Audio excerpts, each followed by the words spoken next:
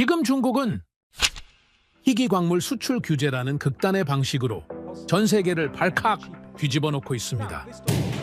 방산에 꼭 필요한 물질을 차단해 한국과 미국을 겨냥하여 판을 끝내겠다는 계산이었죠. 겉으로 보기엔 한국과 미국의 숨통을 완전히 쥔 것처럼 보였습니다. 그리고 역시나 바로 그 직후 미국 국방부와 현지 방산 전략 기업들의 긴급 회의가 소집된 겁니다. 중국이 원하던 바였던 거죠. 그런데 여기서 중국이 경악한 충격적인 일이 발생했습니다.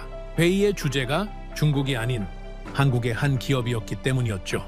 직접 투자, 합작 법인 추진, 총 투자금만 무려 약 10조 원. 미 국방부와 방산 투자자들이 중국이 아닌 한국 기업에 직접 투자하는 방안까지 심도 있게 검토하기 시작한 겁니다. 미국은 한국 제발 같이 일해달라며 한국에게 모든 사활을 걸고 있다고 하는데요. 중국이 스스로 파버린 함정 위에서 흔들리고 있는 사이 전 세계를 구제할 새롭게 떠오른 이 한국의 한 기업은 대체 무엇을 쥐고 있는 걸까요? 그 전에 잠깐 1초 만에 누를 수 있는 좋아요 버튼을 꾹 눌러주시면 영상 제작에 아주 큰 힘이 됩니다. 그럼 바로 시작하겠습니다. 최강대국이라 자부하는 미국이 중국 앞에 무릎을 꿇을 뻔했습니다. 중국이 광물 수출을 막아버렸죠. 방산의 위기가 현실이 됐습니다. 포탄 생산 중단, 미사일 라인 마비, 전 세계가 흔들렸습니다. 그런데 이상한 일이 벌어졌죠. 중국이 겨냥한 나라는 미국만이 아니었습니다. 아니, 어쩌면 미국은 부수적인 타깃이었는지도 모릅니다. 중국이 정말 막고 싶었던 나라, 정말 두려워했던 기술이 따로 있었던 겁니다. 그게 어디에 있었는지 아십니까? 저는 잭 하워드입니다. 25년간 미 국방부에서 공급망을 분석해왔죠. 전쟁의 본질을 안다고 자부해왔습니다. 전선에서 총알이 오가기 전에 이미 승패는 결정된다는 걸 누구보다 잘 알고 있었죠. 그런 제가 처음으로 손이 떨렸습니다.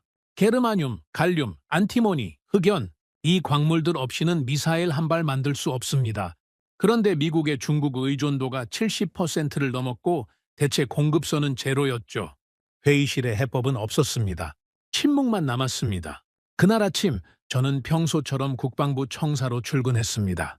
커피 한 잔 들고 엘리베이터를 탔는데 분위기가 이상했죠. 복도에서 마주친 동료들의 얼굴이 하나같이 굳어 있었습니다. 무슨 일이냐고 물었더니 아무도 대답을 안 하더군요. 그 침묵이 오히려 불안했습니다. 25년간 이 바닥에서 일하면서 이런 공기는 처음 느껴봤죠.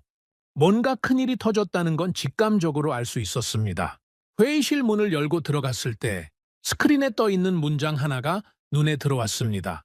중국 전략광물 수출 전면 통제 발표? 결국 올 게 왔구나 라는 생각이 먼저 들었습니다. 사실 예상하지 못한 건 아니었죠. 저는 3년 전부터 이 시나리오를 경고해왔습니다. 중국이 히토류와 전략광물을 무기화할 거라고, 지금 대비하지 않으면 늦는다고 수십 번 보고서를 올렸죠. 밤을 새워가며 데이터를 분석하고 시뮬레이션을 돌리고 최악의 시나리오를 그렸습니다. 그런데 매번 돌아오는 대답은 같았습니다. 과민 반응 아닌가? 중국도 경제적 손실을 감수하진 않을 걸세. 설마 그 정도까지야? 설마가 현실이 됐습니다. 중국은 총을 쏘지 않았죠. 버튼 하나를 눌렀을 뿐입니다. 그런데 그 버튼 하나가 미국 방산 라인 전체를 마비시켰습니다. 제가 3년 전에 경고했던 그 시나리오가 한 글자도 빠짐없이 현실이 된 겁니다. 그런데 이상하게도 제가 옳았다는 사실이 전혀 기쁘지 않았습니다. 오히려 소름이 끼쳤죠. 회의가 시작됐습니다. 국방부 고위 관계자들, 방산기업 임원들, 의회 관계자들까지 한자리에 모였죠. 평소엔 서로 으르렁거리던 사람들이 그날은 말이 없었습니다. 스크린에 숫자들이 떴습니다. 저는 그 숫자들을 보면서 속으로 중얼거렸습니다. 이건 끝났다고요. 게르마늄 의존도 83%, 갈륨 78%, 안티모니 69%. 발표자의 목소리가 떨렸습니다. 평소엔 그렇게 자신감 넘치던 사람이 말을 잇지 못하더군요.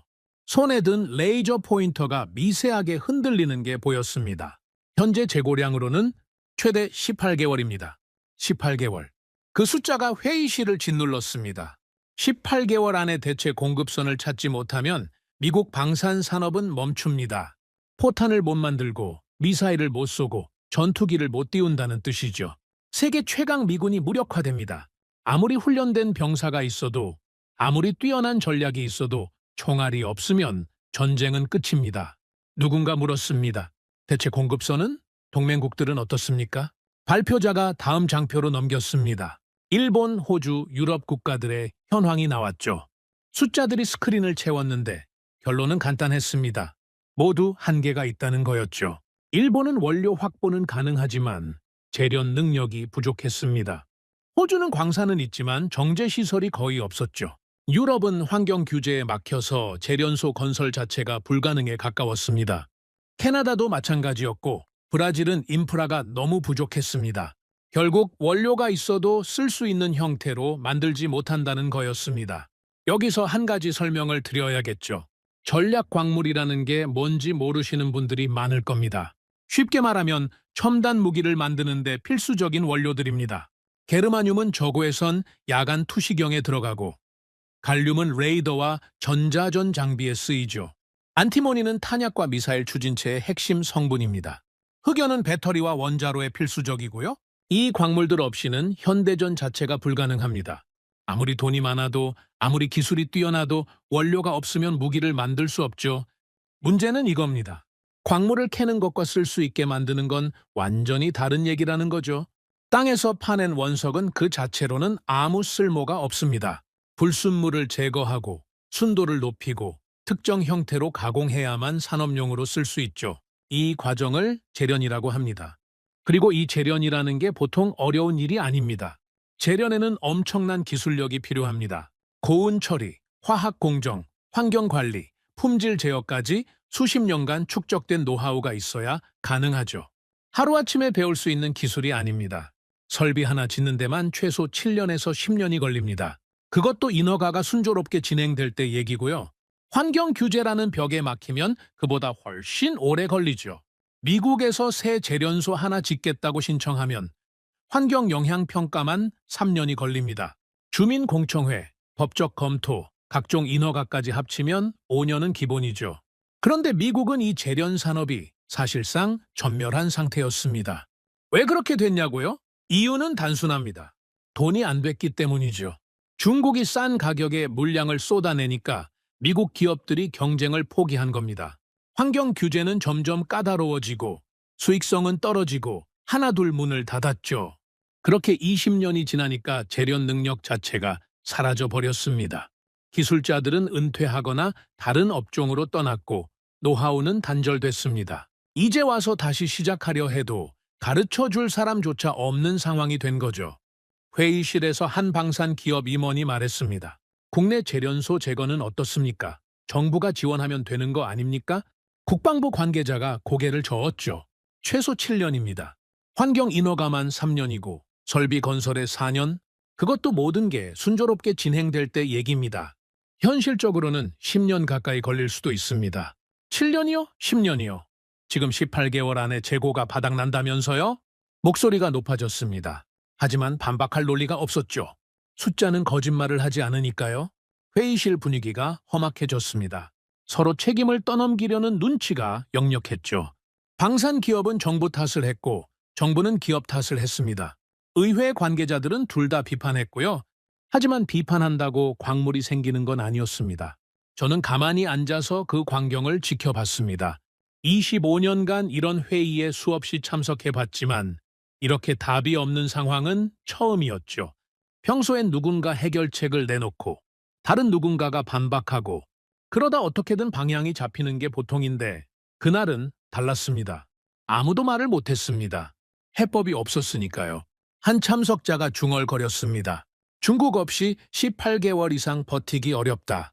그 말이 회의실을 떠돌았습니다. 세계 최강 미국이 중국 없이는 18개월도 못 버틴다니. 이게 말이 됩니까? 하지만 현실이었죠.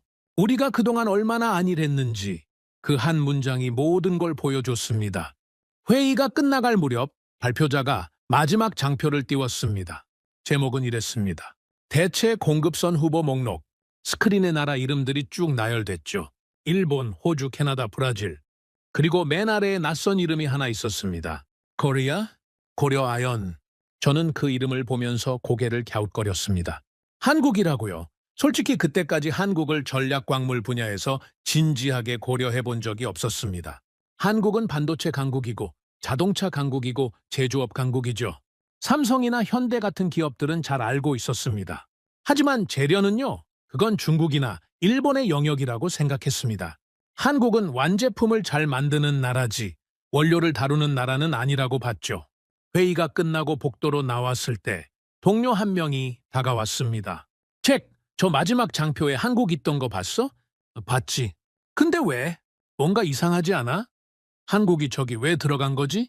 내가 알기론 한국은 재련 쪽으론 별로 안 알려져 있는데 저도 같은 생각이었습니다. 한국이 왜 저 목록에 있는 거지? 누가 한국을 후보로 올린 거지? 솔직히 그때는 별 기대를 안 했습니다. 그냥 검토 대상 중 하나겠거니 했죠. 미국 안보의 마지막 카드가 한국이 될 거라곤 단 한 번도 생각해 본 적이 없었으니까요. 그날 밤 저는 집에 돌아와서 한동안 천장만 바라봤습니다. 아내가 물었죠. 무슨 일 있어? 얼굴이 안 좋아 보여. 저녁도 안 먹고 뭘 그렇게 생각해? 뭐라고 대답해야 할지 몰랐습니다. 기밀 사항이니 자세히 말할 수도 없었고 설령 말한다 해도 믿어줄지 의문이었죠. 미국 방산이 위험하다고, 중국이 우리 목줄을 쥐고 있다고, 18개월 안에 답을 못 찾으면 끝장이라고. 누가 그런 말을 믿겠습니까? 그냥 회사 일이야. 좀 복잡해서. 저는 그렇게 얼버무렸습니다. 아내는 더 묻지 않았죠. 25년간 이런 식이었으니까요. 하지만 속으로는 계속 그 질문이 맴돌았습니다. 중국이 가장 경계한 나라가 미국이 아니라면 도대체 어디란 말입니까? 왜 한국이 저 목록에 들어간 겁니까? 그때까지는 답을 몰랐습니다. 며칠 후 상부에서 지시가 내려왔습니다. 대체 공급선 후보국들을 정밀 분석하라는 거였죠. 저는 그 업무를 맡게 됐습니다. 일본부터 시작해서 호주, 캐나다, 브라질까지 하나씩 검토했습니다. 결과는 실망스러웠죠. 어디도 중국을 대체할 수준이 안 됐습니다. 원료가 있어도 재련이 안 되고, 재련이 되는 곳은 물량이 부족하고, 물량이 있는 곳은 품질이 안 됐죠. 검토할수록 막막해졌습니다. 그러다 마지막으로 한국 자료를 펼쳤습니다. 고려아연이라는 회사의 자료였죠. 처음엔 대충 훑어보려고 했습니다. 별 기대 안 했으니까요. 일본도 안 되고 호주도 안 되는데 한국이 되겠어? 그런 생각이었죠. 그런데 첫 페이지를 넘기는 순간 뭔가 이상한 느낌이 들었습니다. 숫자가 달랐습니다. 구조가 달랐습니다. 이게 뭐지? 저는 자료를 처음부터 다시 읽기 시작했습니다. 그리고 읽으면 읽을수록 의문이 커졌죠. 왜 이런 기술을 가진 나라가 지금까지 주목받지 못했을까? 중국은 이걸 알고 있었을까? 알고 있었다면 왜 이렇게 서둘러 규제를 발동한 걸까? 그날 밤 저는 잠을 설쳤습니다. 머릿속에서 한 가지 가설이 떠올랐기 때문이죠. 혹시 중국이 진짜 두려워한 건 미국이 아니라 한국이었던 게 아닐까? 중국이 전략 광물을 틀어막은 진짜 이유가 한국의 부상을 막기 위한 것이었다면? 미국을 압박하는 것처럼 보이지만 실제로는 한국과 미국이 손잡는 걸 막으려는 것이었다면? 물론 그건 그냥 가설이었습니다. 증거는 없었죠. 하지만 그 가설을 품은 순간 저는 한국을 다른 눈으로 보기 시작했습니다. 의심 반, 호기심 반으로요. 그리고 그게 모든 것의 시작이었습니다. 장표 맨 아래에 있던 그 낯선 이름이 제 인생을 바꿔놓을 줄은 그때는 정말 몰랐죠. 저는 아직 한국을 믿지 않았습니다. 솔직히 말하면 믿고 싶지 않았다는 게 더 정확하겠죠. 25년간 미국 안보를 위해 일해온 사람입니다. 그런 제가 해외 민간 기업에 희망을 걸어야 한다니 자존심이 허락하지 않았습니다. 하지만 현실은 자존심을 비웃었죠. 대안이 없었으니까요. 일본도 안 되고 호주도 안 되고 유럽은 말할 것도 없었습니다. 남은 건 그 낯선 이름뿐이었죠. 고려아연. 며칠 후 상부에서 공식 지시가 내려왔습니다. 한국 기업을 정밀 검토하라. 현실적인 대안이라면 국적은 중요하지 않다. 그 말을 듣는 순간 씁쓸했습니다. 국적이 중요하지 않다니요.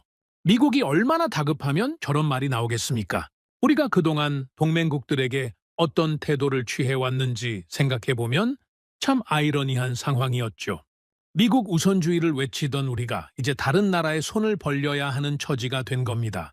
저는 고려아연 자료를 다시 펼쳤습니다. 이번엔 대충 훑어보는 게 아니라 한 줄 한 줄 꼼꼼히 읽기 시작했죠. 첫 페이지부터 이상했습니다. 일반적인 재련회사 자료와 구조 자체가 달랐거든요. 보통 재련회사들은 이렇게 설명합니다. 우리는 아연을 생산합니다. 연간 생산량은 얼마입니다. 순도는 몇 %입니다. 단순하죠. 목적 금속 하나를 캐서 정제해서 파는 겁니다. 중국 재련소들도 대부분 이런 방식이었습니다. 대량 생산, 저가 공급. 그게 중국의 전략이었죠? 그런데 고려 아연 자료는 달랐습니다. 아연을 생산하는 건 맞는데 거기서 끝이 아니었죠. 아연을 정제하는 과정에서 나오는 부산물들.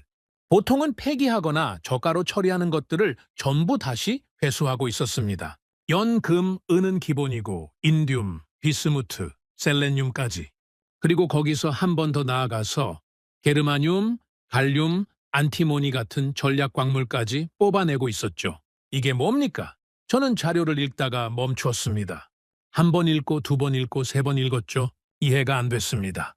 어떻게 이런 구조가 가능한 거지?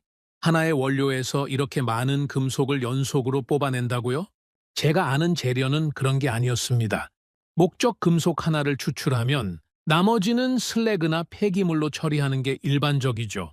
왜냐하면 부산물까지 회수하려면 추가 공정이 필요하고 추가 공정에는 비용이 들고 그 비용을 감당하려면 기술력이 있어야 하니까요. 대부분의 재련소는 그냥 버립니다. 그게 더 싸니까요? 그런데 고려아연은 버리지 않았습니다. 오히려 그 부산물들을 전략 자산으로 바꾸고 있었죠. 통합회수 공정이라고 불리는 시스템이었습니다. 저는 그 단어를 보면서 고개를 갸웃거렸습니다. 통합회수 공정? 들어본 적 없는 개념이었거든요. 자료를 더 읽어봤습니다. 고려아연의 공정은 이랬습니다. 아연 정광을 투입하면 먼저 아연을 추출합니다. 그 과정에서 나오는 잔류물에서 연을 뽑아내죠. 연을 정제하는 과정에서 또 부산물이 나오는데 거기서 금과 은을 회수합니다. 금은 정제 과정에서 다시 셀레늄이 나오고 셀레늄 처리 과정에서 인듐이 나오고 이런 식으로 계속 이어지는 겁니다. 마치 하나의 강물이 여러 갈래로 나뉘면서 각 갈래에서 다른 보물을 건져 올리는 것 같았죠. 그리고 그 끝에 게르마늄, 갈륨, 안티모니가 있었습니다. 우리가 그토록 목말라 하던 전략 광물들이요. 저는 한참을 자료를 들여다봤습니다. 믿기 어려웠죠. 이론적으로는 가능한 얘기입니다. 하지만 이론과 현실은 다르지 않습니까? 실험실에서 되는 것과 공장에서 되는 건 완전히 다른 문제니까요. 특히 이런 복잡한 연속 공정은 어느 한 단계에서 문제가 생기면 전체가 멈춰버립니다. 품질 관리도 엄청나게 까다롭고요. 그래서 대부분의 재련소들이 단일 금속 생산에 집중하는 겁니다. 복잡한 건 리스크가 크니까요. 그런데 고려아연은 그 복잡한 걸 해내고 있다는 거였습니다. 그것도 수십 년째요. 저는 동료에게 자료를 보여줬습니다. 이거 봤어? 이 구조가 말이 된다고 생각해? 뭔데? 고려아연, 한국 회사야. 이 공정 구조 좀 봐. 동료가 자료를 훑어봤죠. 그리고 고개를 저었습니다. 이론은 그럴듯한데 실제로 이게 돌아간다고? 자료상으로는 그렇다는데 자료야 뭐든 쓸 수 있지. 직접 봐야 알잖아. 맞는 말이었습니다. 자료는 자료일 뿐이죠. 예쁜 숫자를 나열하는 건 누구나 할 수 있습니다. 문제는 그게 현실에서 작동하느냐는 거죠. 저는 아직 한국을 믿지 않았습니다. 하지만 이 공정 구조는 설명이 필요했습니다. 왜 이런 방식이 가능한 건지, 어떻게 수십 년간 유지해온 건지, 정말 숫자대로 생산이 되는 건지. 며칠 후 내부 회의가 열렸습니다. 한국 기업 검토 결과를 공유하는 자리였죠. 저는 고려 아연 자료를 정리해서 발표했습니다. 통합 회수 공정의 구조, 생산 가능한 전략 광물 종류, 예상 공급 물량까지 객관적인 사실만 나열했죠. 그런데 반응이 싸늘했습니다. 그래서 뭐 어쩌자는 겁니까? 한 고위 관계자가 끼어들었죠. 목소리에 냉소가 묻어 있었습니다. 한국이 미국 안보를 책임진다고요? 해외 민간 기업에 우리 방산 공급망을 맡기자는 겁니까? 저는 대답했습니다. 맡기자는 게 아니라 검토해보자는 겁니다. 현재로선 다른 대안이 없으면 만들어야지. 왜 남의 나라에 손을 벌립니까? 회의실 분위기가 험악해졌죠. 사실 그 반응은 예상했습니다. 미국 내부에는 해외 투자, 특히 안보 관련 해외 의존에 대한 거부감이 뿌리 깊게 박혀 있거든요. 미국이 세계 최강인데 왜 다른 나라에 기대야 하냐는 자존심, 해외 기업을 믿을 수 있느냐는 불신, 혹시 약점을 잡히는 거 아니냐는 우려, 이런 것들이 뒤섞여 있죠. 특히 방산 분야는 더합니다.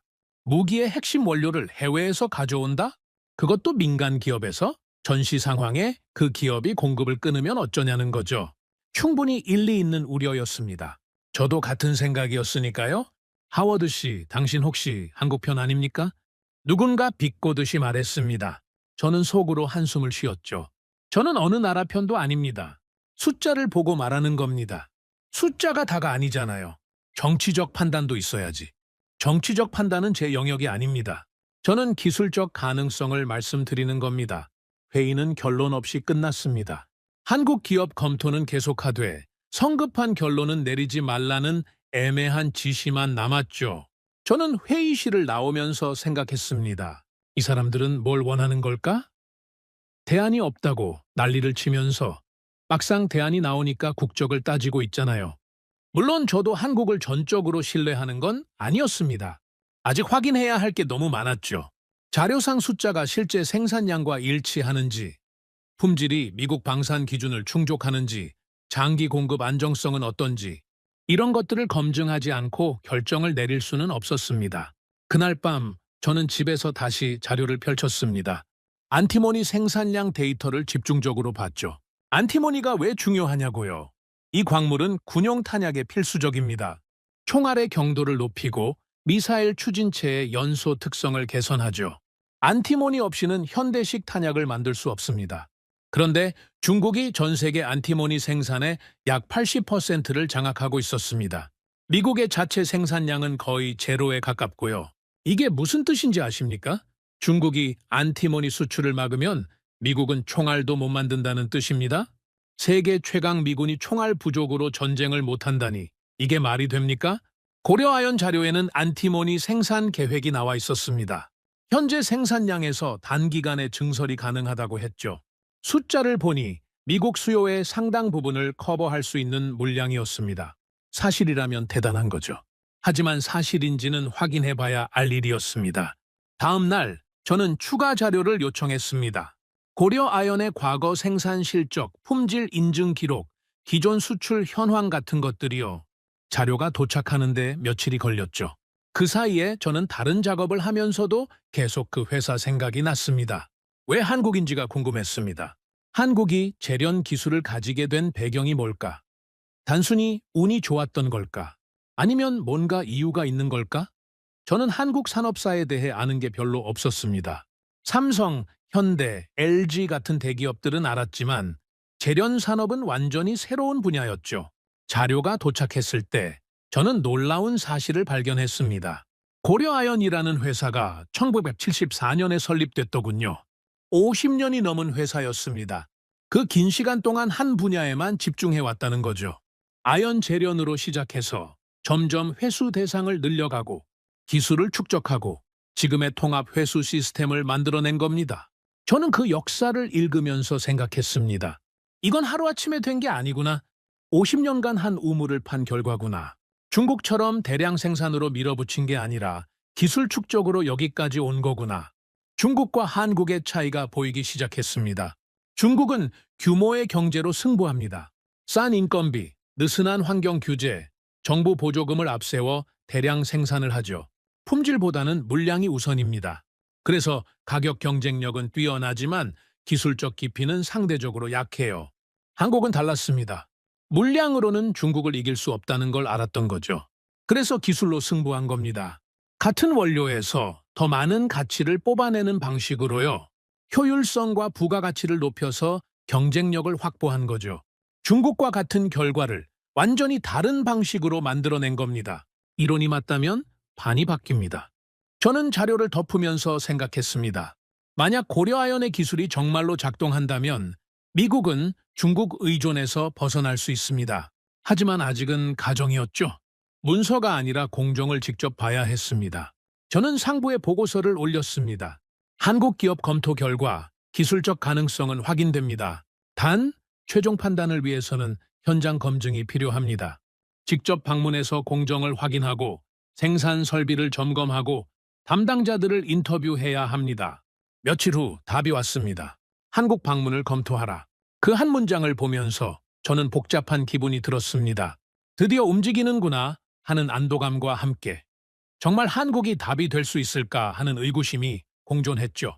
25년간 미국 안보를 위해 일해왔는데 이제 와서 한국에 답이 있다고요? 받아들이기 쉽지 않았습니다. 하지만 감정과 현실은 별개입니다. 안보에는 감정이 없다고 늘 말해왔잖아요. 대안이 없다면 검토해야 하고 검토 결과가 긍정적이면 추진해야 합니다. 국적이 어디든 정치적으로 불편하든 그건 중요하지 않죠. 중요한 건 미국 방산 라인이 멈추지 않는 겁니다. 한국 방문 준비가 시작됐습니다. 비자 처리, 일정 조율, 방문 업체 선정, 행정적인 절차들이 진행되는 동안 저는 계속 자료를 검토했습니다. 고려아연의 온산 재련소가 주요 방문지로 정해졌죠. 한국 남쪽 울산 근처에 있는 곳이었습니다. 출발 전날 밤 아내가 물었습니다. 한국에는 왜 가는 거야, 갑자기? 출장이야. 검토할 게 있어서. 무슨 검토? 그냥 공급망 관련이야. 저는 또 얼버무렸습니다. 아내는 더 묻지 않았죠. 25년간 이런 식이었으니까요. 하지만 이번에는 뭔가 달랐습니다. 평소 출장과는 무게가 다르다는 걸 저도 느꼈거든요. 이번 방문의 결과에 따라 많은 것이 바뀔 수 있었습니다. 비행기에 오르면서 생각했습니다. 내가 뭘 보게 될까? 자료대로 대단한 기술을 가진 회사일까? 아니면 과장된 마케팅에 불과할까? 솔직히 반반이었습니다. 기대 반, 의심 반. 아니, 솔직히 의심이 조금 더 컸을지도 모르겠습니다. 한국행 비행기가 이륙했습니다. 창밖으로 워싱턴의 불빛이 멀어져 갔죠. 저는 눈을 감으면서 생각했습니다. 중국이 진짜 두려워한 나라가 한국이라면 그 이유를 곧 알게 되겠지. 아니라면 다시 원점이고 어느 쪽이든 직접 봐야 알 수 있었습니다. 그리고 그 답은 며칠 후 한국 남쪽의 재련소에서 밝혀지게 됩니다. 인천공항에 내렸을 때 첫인상은 의외로 평범했습니다. 깨끗하고 효율적인 공항이었죠. 하지만 특별히 놀랄 건 없었습니다. 미국 공항들보다 낫다는 생각은 들었지만 그 정도였죠. 저는 입국 수속을 마치고 마중 나온 담당자를 만났습니다. 젊은 한국인이었는데 영어를 유창하게 했죠. 하워드 씨, 오시느라 고생 많으셨습니다. 온산까지는 차로 약 4시간 정도 걸립니다. 4시간이요. 생각보다 멀었습니다. 저는 차에 올라타면서 창밖을 내다봤죠. 서울을 지나 남쪽으로 내려가는 동안 한국의 풍경이 눈에 들어왔습니다. 고층 건물들, 깔끔한 도로, 곳곳에 보이는 공사 현장들, 이 나라가 이렇게 발전해 있었구나 하는 생각이 들었습니다. 솔직히 한국에 대해 아는 게 많지 않았거든요. K-팝이 유행한다는 것, 삼성과 현대가 있다는 것, 분단 국가라는 것, 그 정도가 전부였죠. 4시간의 이동 시간 동안 저는 계속 자료를 검토했습니다. 고려아연 온산 재련소의 시설 배치도, 생산 공정 흐름도, 주요 설비 목록, 머릿속으로 미리 그림을 그려봤죠. 어디를 집중적으로 봐야 하는지, 어떤 질문을 해야 하는지 정리했습니다. 오후 늦게 온산에 도착했습니다. 재련소 정문 앞에서 차가 멈췄죠. 저는 차에서 내려 주변을 둘러봤습니다. 첫인상은 이랬습니다. 화려하지 않다. 미국의 대형 공장들처럼 번쩍거리는 외관이 아니었죠. 건물들은 실용적이고 단정했습니다. 과시하려는 느낌이 전혀 없었어요. 그냥 일하는 곳이라는 인상이었죠. 하지만 질서가 있었습니다. 그게 눈에 들어왔죠. 차량 동선, 사람들의 움직임, 설비 배치, 모든 게 정돈되어 있었습니다. 25년간 수많은 공장을 방문해 봤는데 이 정도로 정리된 현장은 흔치 않았죠. 겉모습은 평범했지만 운영은 평범하지 않다는 느낌이 들었습니다. 안내를 받아 회의실로 들어갔습니다. 고려아연 기술진 몇 명이 대기하고 있었죠. 인사를 나눴습니다. 그들은 정장을 입지 않았더군요. 작업복에 안전모를 쓴 차림이었습니다. 미국이었다면 이런 자리에 임원급이 정장 차림으로 나왔을 겁니다. 프레젠테이션 자료를 띄우고 회사 홍보부터 시작했겠죠. 그런데 이 사람들은 달랐습니다. 바로 현장부터 보시겠습니까? 기술 책임자가 물었습니다. 저는 조금 놀랐죠. 보통은 회의실에서 설명을 먼저 듣고 그 다음에 현장을 도는 게 순서거든요. 그런데 이 사람들은 현장부터 보여주겠다는 거였습니다. 좋습니다. 현장부터 보죠. 저는 그렇게 대답했습니다. 안전모를 쓰고 현장으로 나갔죠. 그리고 거기서부터 제 생각이 바뀌기 시작했습니다. 첫 번째로 들른 곳은 아연 재련 공정이었습니다. 거대한 설비들이 돌아가고 있었죠. 기술 책임자가 설명을 시작했습니다. 그런데 그 설명 방식이 독특했어요. 이 공정에서 우리가 가장 신경 쓰는 건 회수율입니다. 회수율이요? 저는 되물었습니다. 보통 재련소들은 생산량을 먼저 얘기하지 않습니까? 생산량은 투입량을 늘리면 올라갑니다. 하지만 회수율은 기술력이 없으면 안 올라가죠. 우리는 투입된 원료에서 얼마나 많은 가치를 뽑아내느냐에 집중합니다. 그 말을 듣는 순간 뭔가 다르다는 걸 느꼈습니다. 중국 재련소들은 늘 생산량을 자랑했거든요. 연간 몇 톤 생산합니다. 세계 최대 규모입니다. 이런 식이었죠. 물량으로 밀어붙이는 방식이었습니다. 그런데 이 사람들은 물량이 아니라 효율을 말하고 있었어요. 다음 공정으로 이동했습니다. 아연에서 연으로, 연에서 귀금속으로 이어지는 통합 회수 라인이었죠. 자료에서 봤던 그 공정이었습니다. 실제로 보니까 규모가 상당했어요. 각 단계가 파이프라인으로 연결되어 있고 중간중간에 분리 설비들이 배치되어 있었죠. 기술 책임자가 설명을 이어갔습니다.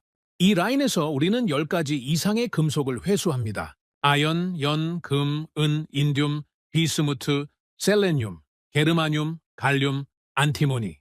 일반적인 재련소라면 아연과 연 정도만 뽑고 나머지는 폐기하죠. 우리는 버리지 않습니다. 왜 버리지 않습니까? 저는 일부러 도발적으로 물었습니다. 버리는 게 더 쉽고 더 싸지 않으냐는 뉘앙스였죠. 기술 책임자가 대답했습니다. 처음에는 우리도 버렸습니다. 1970년대에 이 회사가 처음 시작했을 때는 아연만 생산했죠. 그런데 어느 날 의문이 들었습니다. 우리가 버리는 이 찌꺼기들 속에 뭐가 들어있는 걸까? 분석을 해봤더니 금이 있고 은이 있고 희귀 금속들이 있었습니다. 버리기엔 너무 아까운 것들이었죠. 그래서 회수 공정을 개발한 겁니까? 네. 하지만 쉽지 않았습니다. 부산물에서 금속을 분리하는 건 원래 원광석에서 뽑는 것보다 훨씬 어렵습니다. 농도가 낮고 불순물이 많고 분리 조건이 까다롭죠. 수많은 실패를 겪었습니다. 그 말을 듣고 저는 조금 놀랐습니다. 보통 기업들은 자사 기술을 설명할 때 성공 사례만 얘기하거든요. 우리 기술이 얼마나 대단한지, 어떤 성과를 냈는지. 그런데 이 사람은 실패 사례부터 꺼내고 있었습니다. 무엇이 어려웠고, 왜 실패했고, 어떻게 극복했는지를 먼저 설명하더군요. 인듐 회수 공정은 개발하는 데만 8년이 걸렸습니다. 처음 5년은 완전히 실패였죠. 분리가 안 됐습니다. 포기하려던 적도 있었어요. 하지만 계속 시도했고 결국 해냈습니다. 저는 그 말을 들으면서 생각했습니다. 이 사람들은 과장을 하지 않는구나. 자랑하지 않는구나. 있는 그대로를 보여주고 있구나. 그게 오히려 더 신뢰가 갔습니다. 화려한 프레젠테이션보다 솔직한 현장 설명이 더 설득력 있었죠. 안티모니 생산 라인으로 이동했습니다. 제가 가장 관심 있는 부분이었죠. 미국 방산에 가장 급하게 필요한 광물이 바로 안티모니였으니까요. 안티모니 생산량이 어느 정도입니까? 제가 물었습니다. 기술 책임자가 숫자를 말해줬죠. 저는 메모하면서 계산을 해봤습니다. 미국의 연간 안티모니 수요와 비교해보니 상당 부분을 커버할 수 있는 물량이었습니다. 이 수치가 정확합니까? 지난 3년간 생산 실적입니다. 문서로 확인해 드릴 수 있습니다. 증설 계획은요? 있습니다. 현재 설비로도 생산량을 더 늘릴 수 있고 추가 라인 건설도 검토 중입니다. 저는 잠시 말을 멈췄습니다. 숫자가 머릿속에서 맴돌았죠. 만약 이 숫자들이 사실이라면 미국은 중국 의존에서 벗어날 수 있습니다. 18개월이라는 시한폭탄을 해제할 수 있다는 뜻이죠. 하지만 아직 확인할 게 남아 있었습니다. 미국에 수출한 실적이 있습니까? 있습니다. 올해 2차례 출하했고 추가 주문도 들어와 있습니다. 이미 수출을 했다고요? 저는 조금 놀랐습니다. 미국 정부가 공식적으로 검토하기도 전에 이미 민간 차원에서 거래가 이루어지고 있었던 겁니다. 수요가 급증했습니다. 중국 규제 이후로 전 세계에서 문의가 폭주하고 있죠. 솔직히 지금은 없어서 못 파는 상황입니다. 없어서 못 판다. 그 말이 귀에 꽂혔습니다. 공급자가 을이 아니라 갑이라는 뜻이었죠. 그만큼 이 기술과 이 물량이 희귀하다는 의미였습니다. 현장 투어가 끝나고 회의실로 돌아왔습니다. 저는 몇 가지 추가 질문을 했죠. 품질 관리 시스템, 환경 규제 대응, 장기 공급 안정성. 기술진은 하나하나 성실하게 대답했습니다. 과장도 없었고 회피도 없었죠. 모르는 건 모른다고 했고 확인이 필요한 건 확인 후 답변하겠다고 했습니다. 저녁이 되어서 미팅이 끝났습니다. 숙소로 돌아가는 차 안에서 저는 창밖을 바라보며 생각에 잠겼죠. 오늘 본 것들이 머릿속에서 정리되고 있었습니다. 첫째, 기술은 진짜였습니다. 자료에 나온 통합회수 공정이 실제로 돌아가고 있었죠. 이론이 아니라 현실이었습니다. 둘째, 사람들이 달랐습니다. 자랑하지 않았고 과장하지 않았습니다. 실패를 먼저 말하고 어려움을 솔직히 인정했죠. 그러면서도 자신감이 있었습니다. 허세가 아니라 축적에서 나오는 자신감이었어요. 셋째, 이미 시장이 움직이고 있었습니다. 미국 정부가 결정을 내리기도 전에 민간에서는 이미 거래가 시작됐죠. 시장은 정치보다 빠릅니다. 그리고 시장은 거짓말을 하지 않습니다. 숙소에 도착해서 노트북을 열었습니다. 오늘 본 것들을 정리해야 했죠. 저는 보고서 초안을 쓰기 시작했습니다. 그런데 쓰다가 멈췄습니다. 기존에 쓰려던 문장이 맞지 않았거든요. 원래는 이렇게 쓰려고 했습니다. 한국 기업은 중국의 임시 대체제로서 단기적 활용 가치가 있음. 그런데 그 문장을 쓸 수가 없었습니다. 오늘 본 건 임시 대체제가 아니었거든요. 50년간 축적된 기술, 통합회수 공정, 전략광물, 생산 역량. 이건 단기적으로 땜빵하는 수준이 아니었습니다. 저는 문장을 지우고 다시 썼습니다. 이건 임시방편이 아니다. 그 한 문장을 쓰는데 오랜 시간이 걸렸습니다. 25년간 미국 안보를 위해 일해온 사람이 해외 기업에 대해 이런 평가를 내리는 게 쉬운 일이 아니었거든요. 하지만 사실은 사실이니까요. 숫자로 보면, 현실적으로 보면 이 회사는 대안이 아니라 해답에 가까웠습니다. 그날 밤, 저는 오래 잠을 이루지 못했습니다. 머릿속에서 여러 생각이 교차했죠. 미국으로 돌아가면 뭐라고 보고해야 할까? 한국을 믿으라고 말해야 할까? 그렇게 말하면 또 한국 편이냐는 소리를 듣겠지. 하지만 사실을 사실대로 말하지 않으면 그건 분석가로서 직무유기 아닌가? 안보에는 감정이 없다고 늘 말해왔습니다. 숫자만 보고, 현실만 보고 객관적으로 판단하라고요. 그런데 막상 그 원칙을 지키려니까 이렇게 어려울 줄 몰랐습니다. 객관적인 결론이 정치적으로 불편할 때 그걸 그대로 말하는 게 쉽지 않더군요. 다음 날 추가 미팅이 있었습니다. 고려아연의 경영진과 만나는 자리였죠. 저는 몇 가지 핵심 질문을 준비해 갔습니다. 미국과 장기 공급 계약을 맺을 의향이 있습니까? 물론입니다. 우리는 안정적인 파트너를 원합니다. 가격 조건은요? 시장 가격을 기준으로 하되 장기 계약이라면 협의할 수 있습니다. 만약 중국이 압박을 가해온다면요? 한국 정부에 압력을 넣거나 다른 분야에서 보복을 한다면? 이 질문에 경영진이 잠시 멈췄습니다. 그리고 대답했죠. 그건 우리 회사가 답할 문제가 아닙니다. 정부 간 이슈니까요. 하지만 한 가지는 말씀드릴 수 있습니다. 우리는 50년간 이 사업을 해왔습니다. 중국의 부침도 받고 글로벌 시장의 변화도 겪었죠. 그때마다 살아남은 건 기술력 때문이었습니다. 정치는 변해도 기술은 남습니다. 정치는 변해도 기술은 남는다. 그 말이 머릿속에 남았습니다. 맞는 말이었죠. 중국이 아무리 압박해도 기술 자체를 없앨 수는 없으니까요. 기술은 사람 머릿속에 있고 설비 안에 있고 50년간 축적된 노하우 속에 있습니다. 그건 버튼 하나로 끄고 켤 수 있는 게 아니죠. 미팅이 끝나고 저는 공항으로 향했습니다. 귀국 비행기에 오르기 전 재련소를 마지막으로 한번 돌아봤죠. 굴뚝에서 연기가 나고 있었습니다. 그 연기를 보면서 생각했습니다. 저 안에서 지금도 안티모니가 만들어지고 있구나. 게르마늄이 만들어지고 있구나. 미국이 그토록 목말라 하는 것들이 저 평범해 보이는 공장에서 쏟아지고 있구나. 비행기가 이륙했습니다. 저는 창밖으로 한국 땅이 멀어지는 걸 바라봤죠. 그리고 노트북을 열어 보고서를 마무리하기 시작했습니다. 보고서의 결론 부분을 쓸 때 저는 오래 고민했습니다. 어떤 단어를 써야 할지, 어떤 톤으로 전달해야 할지. 너무 긍정적으로 쓰면 한국 편이라는 소리를 들을 테고 너무 보수적으로 쓰면 기회를 놓칠 수 있으니까요. 결국 저는 이렇게 썼습니다. 고려아연의 기술력은 문서상 수치와 일치함을 현장에서 확인했다.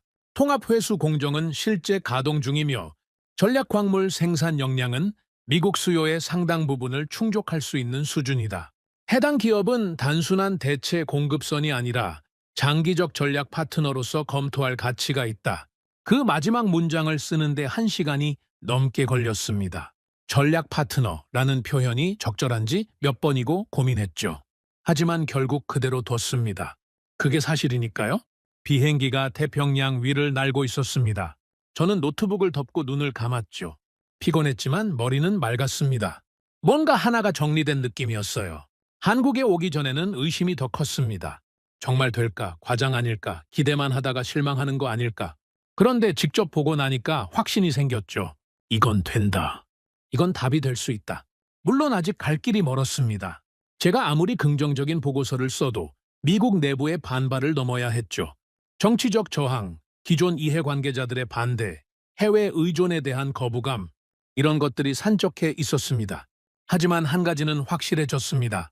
기술은 거짓말을 하지 않는다는 것, 공정은 거짓말을 하지 않는다는 것, 그리고 한국은 적어도 이 분야에서는 준비가 돼 있다는 것. 워싱턴에 도착하면 힘든 싸움이 시작될 거였습니다. 하지만 이제 저한테는 무기가 있었죠. 숫자라는 무기, 현장이라는 증거, 그리고 직접 두 눈으로 확인한 사실. 그걸 가지고 싸워볼 생각이었습니다. 그날 이후 한국은 제게 후보가 아니었습니다. 의심의 대상도 아니었죠. 이건 대안이 아니라 해답이었습니다. 그리고 그 해답을 미국에 설득하는 일이 이제 제 몫이 됐습니다. 워싱턴에 돌아왔을 때 저는 확신에 차 있었습니다. 한국에서 본 것들이 머릿속에 선명하게 남아 있었죠. 숫자는 거짓말을 하지 않았고 공정은 실제로 돌아가고 있었습니다. 이제 이 사실을 전달하면 된다고 생각했죠. 객관적인 데이터를 보여주면 합리적인 결론이 나올 거라고 믿었습니다. 25년간 그렇게 일해왔으니까요. 하지만 저는 틀렸습니다. 기술은 증명됐지만 신뢰는 거부됐습니다. 귀국 다음 날 저는 보고서를 최종 정리했습니다. 한국 방문 결과, 현장 검증 내용, 생산 데이터, 품질 확인 사항, 모든 걸 꼼꼼하게 정리했죠. 결론 부분에는 이렇게 썼습니다. 고려아연은 단순한 대체 공급선이 아니라 장기적 전략 파트너로서 검토할 가치가 있다. 해당 기업의 기술력과 생산 역량은 미국의 전략 광물 수요를 상당 부분 충족할 수 있는 수준이다. 그리고 한 문장을 더 추가했습니다. 중국 대체 가능. 이 네 글자를 쓰는데 오래 고민했습니다. 너무 강한 표현 아닌가 싶었죠. 하지만 사실이니까요. 현장에서 확인한 바로는 정말로 중국을 대체할 수 있는 수준이었습니다. 사실을 사실대로 쓰는 게 제 일이니까 그대로 뒀습니다. 며칠 후 내부 보고 회의가 잡혔습니다. 국방부 고위 관계자들, 방산 기업 대표들, 의회 관계자들이 모이는 자리였죠. 저는 발표 자료를 준비하면서 긴장이 됐습니다. 물론 데이터에 자신은 있었어요. 하지만 이 자리가 순탄하지 않을 거라는 예감도 있었죠. 회의실에 들어섰을 때 분위기가 묘했습니다. 평소보다 사람이 많았어요. 그리고 몇몇 얼굴들이 눈에 띄었죠. 대형 방산 기업의 로비스트들, 의회 국방위원회 소속 인사들. 단순한 기술 검토 회의가 아니라는 걸 직감했습니다. 발표가 시작됐습니다. 저는 스크린에 자료를 띄우고 설명을 시작했죠. 한국 고려아연 현장 방문 결과를 보고 드리겠습니다. 먼저 통합회수 공정의 구조입니다. 이 시스템은 단일 원료에서 10가지 이상의 금속을 연속으로 회수합니다. 아연에서 시작해서 연, 금, 은, 인듐, 비스무트, 셀레늄, 그리고 우리가 필요로 하는 게르마늄, 갈륨, 안티모니까지 설명을 이어가는데 누군가 끼어들었습니다. 잠깐요, 하워드 씨. 국방부의 한 고위 관계자였죠. 목소리가 차가웠습니다. 그래서 결론이 뭡니까? 한국 기업한테 우리 안보를 맡기자는 겁니까? 저는 잠시 멈췄습니다. 아직 결론까지 가려면 한참 남았는데 벌써 끊는 거였죠. 결론을 말씀드리기 전에 데이터부터 보시는 게. 데이터는 됐고요. 핵심만 말해주세요. 당신 판단은 뭡니까? 분위기가 이상하게 흘러가고 있었습니다. 저는 심호흡을 하고 대답했죠. 제 판단은 이렇습니다. 고려아연의 기술력은 실제로 확인됐습니다. 생산 역량도 충분합니다. 장기적 파트너로 검토할 가치가 있다고 봅니다. 순간 회의실이 술렁였습니다. 여기저기서 수군거리는 소리가 들렸죠. 저는 계속 말했습니다. 물론 리스크는 있습니다. 해외 민간 기업에 대한 의존도가 높아지는 건 사실이죠. 하지만 현재 상황을 보시면 현재 상황은 우리가 더 잘 압니다. 다른 사람이 끼어들었습니다. 대형 방산 기업의 임원이었죠. 하워드 씨, 당신이 한국에서 뭘 받는지는 모르겠지만 우리한테는 우리 계획이 있습니다. 국내 재련소 재건 프로젝트가 진행 중이에요. 23년만 버티면 됩니다. 23년이요? 저는 속으로 한숨을 쉬었습니다. 그 계획이 얼마나 비현실적인지 뻔히 알면서 저런 말을 하는 거였죠. 실례지만 국내 재련소 재건에는 최소 7년이 걸립니다. 환경 인허가만 3년이고요. 23년은 불가능합니다. 그건 당신 판단이고요. 제 판단이 아니라 국방부 자체 분석 결과입니다. 여기 자료에도 나와 있습니다. 저는 스크린에 국방부 보고서를 띄웠습니다. 국내 재련소 재건에 710년이 소요된다는 분석이 명확하게 적혀 있었죠. 하지만 그 임원은 콧방귀를 뀌었습니다. 그건 보수적인 추정치죠. 정부가 의지를 가지고 밀어붙이면 단축할 수 있습니다. 정부가 의지를 가지고 밀어붙인다고요? 20년간 방치해놓고 이제 와서 의지를 가지면 된다고요? 저는 반박하고 싶었지만 참았습니다. 이 자리에서 감정적으로 대응하면 안 된다는 걸 알았으니까요. 회의가 계속됐습니다. 그런데 이상한 일이 벌어졌죠. 제 발표 내용, 그러니까 한국 기술에 대한 얘기는 거의 논의되지 않았습니다. 대신 다른 얘기들이 오갔어요. 해외 민간 기업에 안보를 맡길 수 있느냐? 한국이 전시 상황을 경험해 본 적이 있느냐? 중국이 한국에 압박을 가하면 어쩔 거냐? 미국 기업들은 어떻게 되는 거냐? 기술 얘기는 없고 정치 얘기만 가득했습니다. 숫자는 없고 감정만 있었죠. 저는 그 광경을 보면서 깨달았습니다. 이 사람들은 사실에 관심이 없구나. 이미 결론을 정해놓고 온 거구나. 한 의회 관계자가 말했습니다. 하워드 씨, 당신 보고서에 중국 대체 가능이라고 썼던데요. 그 표현 좀 과한 거 아닙니까? 현장에서 확인한 사실을 바탕으로 쓴 겁니다. 사실이야. 어쨌든 그런 표현은 정치적으로 민감합니다. 수정하는 게 좋겠어요. 수정하라고요? 저는 순간 귀를 의심했습니다. 사실을 쓴 건데 정치적으로 민감하니까 바꾸라는 거였죠. 무슨 말씀이신지. 한국 기업이 중국을 대체할 수 있다고 공식 문서에 쓰면 여러 가지로 복잡해집니다. 중국과의 관계도 있고 국내 기업들 반발도 있고요. 좀 더 조심스러운 표현으로 바꿔주세요. 저는 한동안 말을 잇지 못했습니다. 이게 무슨 상황입니까? 기술 검증 회의에서 정치적 수사를 논하고 있다니요. 저는 분석가입니다. 제 일은 사실을 보고하는 거지 정치적으로 편한 말을 만들어내는 게 아니에요. 죄송하지만 사실을 왜곡할 수는 없습니다. 제가 쓴 건 현장에서 확인한 객관적 사실입니다. 회의실 분위기가 싸늘해졌습니다. 몇몇 사람들이 저를 노려보는 게 느껴졌죠. 방금 제가 선을 넘었다는 걸 알 수 있었습니다. 회의가 끝났습니다. 결론은 없었죠. 추가 검토가 필요하다는 애매한 문구만 남았습니다. 저는 회의실을 나오면서 복도에서 동료를 마주쳤습니다. 체크! 괜찮아? 왜? 방금 회의 분위기가 좀 험악했잖아. 알라. 예상했어. 근데 있잖아, 조심해. 요즘 위에서 내 얘기가 좀 나와. 무슨 얘기? 동료가 목소리를 낮췄습니다. 한국 편이라고. 너무 한쪽으로 기울어져 있다고. 한국 편이라고요? 저는 쓴웃음이 나왔습니다. 한국 편이 아니라 사실 편인 건데요. 숫자가 가리키는 방향을 말했을 뿐인데 그게 어느 나라 편이 되는 겁니까? 고마워, 알려줘서. 저는 그렇게 말하고 자리를 떴습니다. 하지만 속으로는 복잡한 감정이 소용돌이쳤죠. 25년간 이 일을 해왔습니다.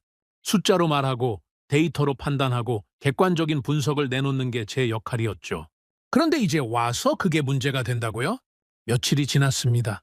상황은 나아지지 않았죠. 오히려 더 나빠졌습니다. 제 보고서가 내부에서 돌기 시작하면서 반발이 본격화됐습니다. 방산 기업들이 움직였죠.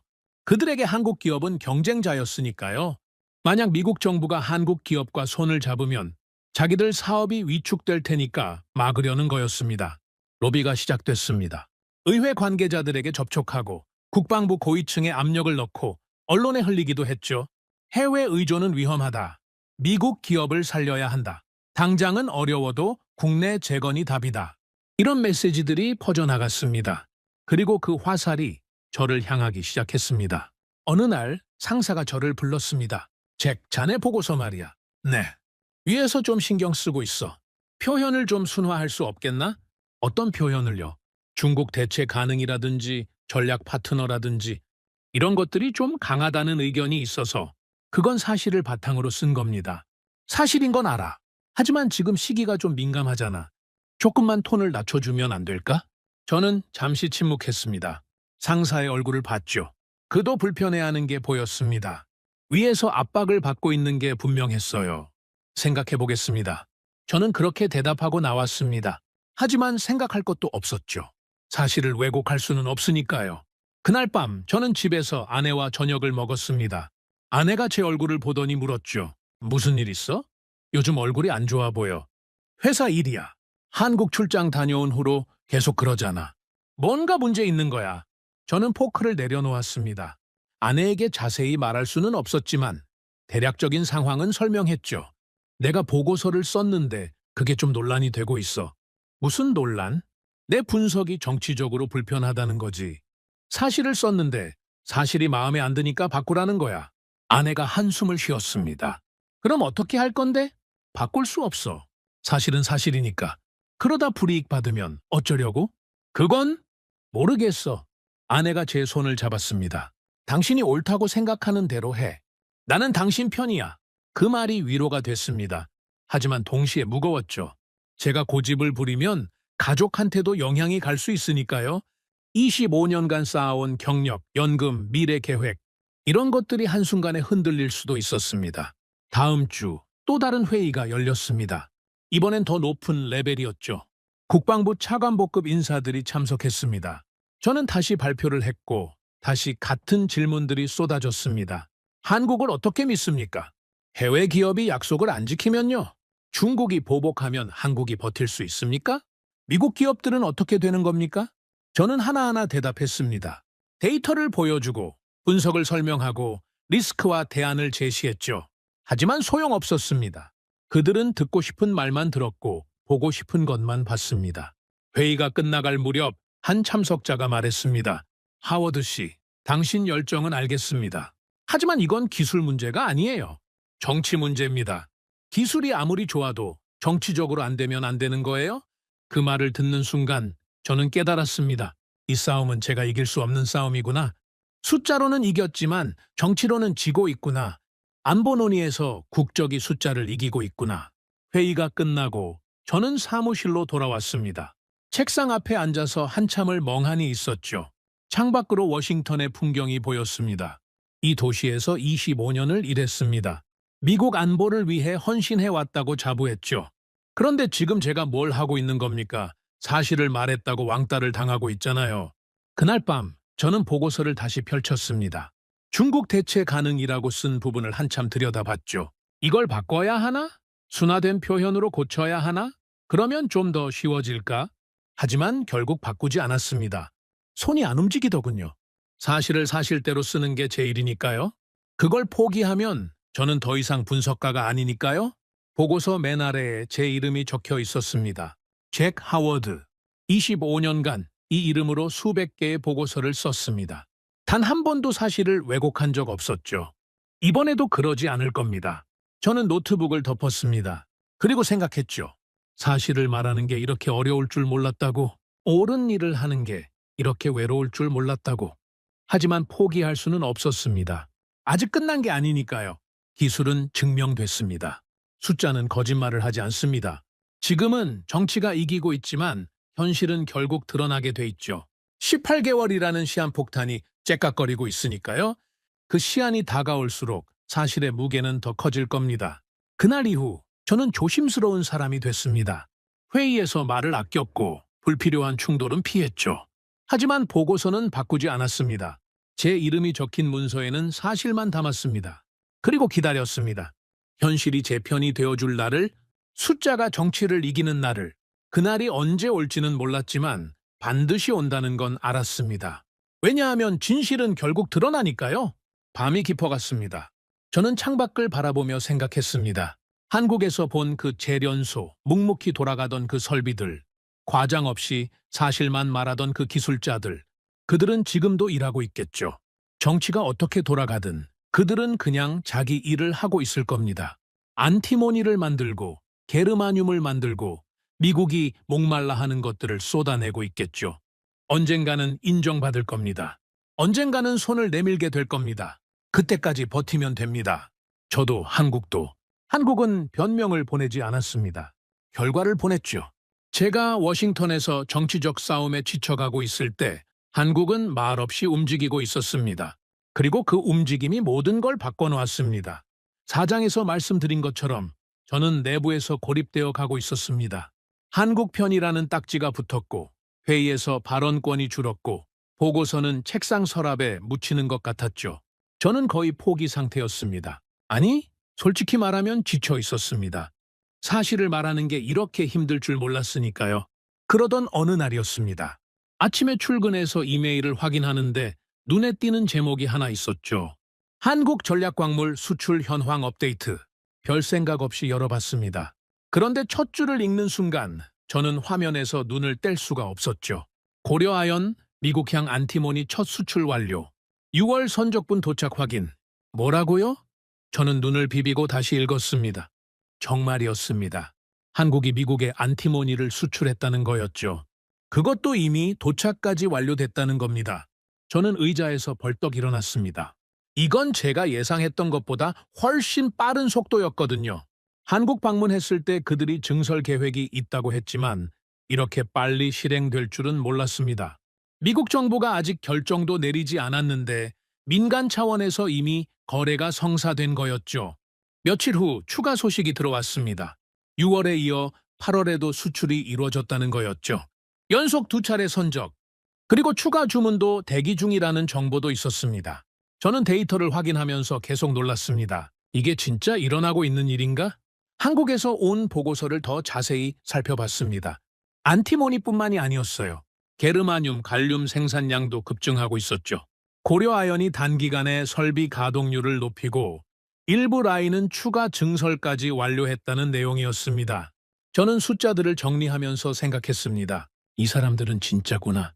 말만 하는 게 아니라 실제로 해내고 있구나. 미국이 회의실에서 정치 싸움을 하는 동안 한국은 공장에서 생산을 늘리고 있었던 거죠. 그때 전화가 왔습니다. 국방부 조달 담당 부서의 동료였죠. 잭, 너 한국 건 담당했지? 응, 왜? 이거 알아? 민간 방산업체들이 한국 쪽으로 직접 연락하고 있대. 뭐? 정부 결정도 안 났는데? 그러니까 정부가 결정을 안 내리니까 기업들이 알아서 움직이는 거지. 재고가 떨어지고 있으니까 급한 거야. 저는 전화를 끊고 한참을 생각했습니다. 시장이 정부보다 먼저 움직이고 있었던 겁니다. 정치가 결정을 미루는 사이 현실의 압박을 견디지 못한 기업들이 스스로 대안을 찾기 시작한 거죠. 그리고 그 대안이 한국이었습니다. 며칠 후 더 충격적인 소식이 들려왔습니다. 고려아연의 분기 실적이 발표됐는데 전략광물 부문 매출이 전년 대비 3배 이상 증가했다는 거였죠. 3배요. 저는 그 숫자를 보면서 입이 벌어졌습니다. 중국 규제가 발동된 직후부터 전 세계에서 주문이 쏟아졌다고 했습니다. 미국뿐만 아니라 유럽, 일본, 동남아시아까지 중국에 의존하던 기업들이 일제히 대안을 찾기 시작했고 그 대안으로 한국이 떠오른 거였죠. 수요가 폭발하니까 가격도 올랐고 매출은 급증할 수밖에 없었습니다. 시장은 가장 냉정한 심판입니다. 정치적 논쟁이나 감정적 반발은 시장 앞에서 의미가 없죠. 시장은 오직 하나만 봅니다. 누가 물건을 가지고 있느냐, 누가 공급할 수 있느냐, 그리고 지금 시장은 한국을 선택하고 있었습니다. 저는 이 데이터들을 정리해서 새로운 보고서를 작성했습니다. 이번엔 제 분석이 아니라 시장의 반응을 담았죠. 한국 기업의 수출 실적, 매출 증가율, 글로벌 기업들의 구매 동향, 객관적인 사실들만 나열했습니다. 보고서 제목은 이렇게 붙였습니다. 전략광물 시장 동향, 한국 기업의 부상. 이번엔 반박하기 어려울 거라고 생각했습니다. 제 의견이 아니라 시장의 움직임이니까요. 숫자가 말하고 있으니까요. 며칠 후 내부 회의가 다시 열렸습니다. 저는 새 보고서를 발표했죠. 예상대로 분위기가 달라져 있었습니다. 예전처럼 대놓고 반박하는 사람이 없더군요. 숫자 앞에서는 할 말이 없으니까요. 한 참석자가 조심스럽게 물었습니다. 하워드 씨, 이 수출 실적이 정확한 겁니까? 미국 세관 기록과 대조해봤습니다. 정확합니다. 그럼 지금 민간에서는 이미 한국 물량을 쓰고 있다는 거네요. 그렇습니다. 정부 결정과 무관하게 시장은 이미 움직이고 있습니다. 회의실이 조용해졌습니다. 저는 속으로 생각했죠. 이제 뭐라고 할 건가요? 한국 편이라고 또 공격할 건가요? 하지만 이건 제 의견이 아닙니다. 시장이 선택한 결과예요. 반대하던 사람들이 침묵했습니다. 아예 반대 의견을 철회한 건 아니었지만 목소리가 낮아졌죠. 며칠 전까지만 해도 한국은 안 된다고 큰 소리 치던 사람들이 이제는 좀 더 지켜보자고 말을 바꾸고 있었습니다. 저는 그 변화를 지켜보면서 복잡한 기분이 들었습니다.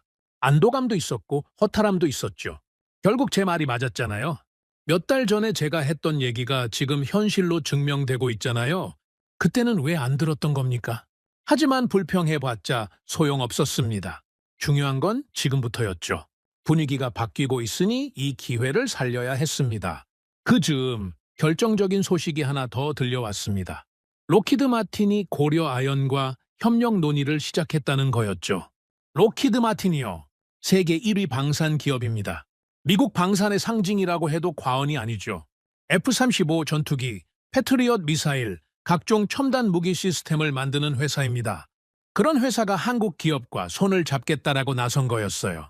협력 내용은 게르마늄 공급에 관한 것이었습니다. 게르마늄은 적외선 야간 투시경의 핵심 소재죠. F-35 같은 첨단 전투기에 필수적으로 들어가는 물질입니다. 록히드 마틴으로서는 안정적인 공급선 확보가 절실했던 거죠. 저는 그 소식을 듣고 생각했습니다.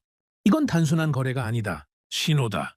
미국 최대 방산 기업이 한국을 파트너로 인정했다는 신호죠. 정부가 결정을 내리기도 전에 민간 최고 기업이 먼저 움직인 겁니다. 이 소식은 내부 분위기를 확 바꿔놓았습니다. 록히드 마틴이 움직였다는 건 아무도 무시할 수 없는 팩트였거든요. 그동안 한국은 안 된다고 주장하던 사람들도 말을 아끼기 시작했죠. 한 고위 관계자가 저를 찾아왔습니다. 하워드 씨, 록히드 마틴 건 알고 있었습니까? 아니요, 저도 뉴스로 들었습니다. 당신 분석이 맞았던 것 같군요. 그 말을 듣는 순간 저는 복잡한 감정이 들었습니다. 이제 와서요? 몇 달 동안 저를 한국 편이라고 몰아붙이더니 이제 와서 맞았다고요? 하지만 속으로 삼켰습니다. 지금은 감정적으로 반응할 때가 아니었으니까요. 저는 사실을 말했을 뿐입니다. 알겠습니다. 앞으로 한국건에 대해 좀 더 적극적으로 검토하겠습니다.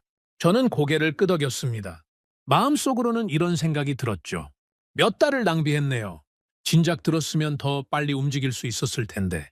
하지만 어쨌든 방향이 바뀌고 있으니 그걸로 됐습니다. 며칠 후 저는 한국 측 담당자와 통화를 했습니다. 근황을 확인하고 싶었거든요. 요즘 어떻습니까? 바쁘시죠? 전화 너머로 웃음 섞인 목소리가 들렸습니다. 바쁜 정도가 아닙니다, 하워드 씨. 전화기가 녹아내릴 것 같아요. 전 세계에서 연락이 오고 있습니다. 생산은 따라가고 있습니까? 최대한 늘리고 있습니다. 하지만 솔직히 수요를 다 맞추기는 어렵습니다. 없어서 못 파는 상황이에요. 없어서 못 판다. 또 그 말이 나왔습니다. 공급자가 갑인 상황. 그만큼 한국의 위치가 올라갔다는 뜻이었죠. 미국 정부 쪽에서 공식적인 연락은 없었습니까? 아직 없습니다. 하지만 민간 기업들 연락은 많이 옵니다. 록히드 마틴 건 아시죠? 그 외에도 여러 곳에서 접촉해오고 있어요. 저는 전화를 끊고 생각에 잠겼습니다. 민간은 이미 움직이고 있는데 정부만 느린 거였죠. 하지만 그것도 오래가지 않을 겁니다. 시장의 압력을 정부가 영원히 무시할 수는 없으니까요. 그 주말 저는 집에서 아내와 대화를 나눴습니다. 요즘 표정이 좀 나아 보여. 아내가 말했죠. 저는 커피를 마시며 대답했습니다. 응, 상황이 좀 바뀌고 있어. 그 한국 건? 응. 내가 맞았다는 게 증명되고 있어. 시장이 움직이고 있거든. 아내가 미소를 지었습니다. 그럼 이제 괜찮아지는 거야? 아직은 몰라. 하지만 방향은 맞는 것 같아. 저는 창밖을 바라봤습니다. 워싱턴의 하늘이 맑았죠. 며칠 전까지만 해도 무겁게 느껴지던 그 하늘이 오늘은 조금 다르게 보였습니다. 물론 아직 끝난 게 아니었습니다. 정부의 공식 결정은 나오지 않았고 반대 세력이 완전히 사라진 것도 아니었죠. 하지만 흐름이 바뀌고 있었습니다. 그리고 그 흐름을 만든 건 저도 아니고 미국 정부도 아니었습니다. 한국이었죠. 한국은 말로 설득하려 하지 않았습니다.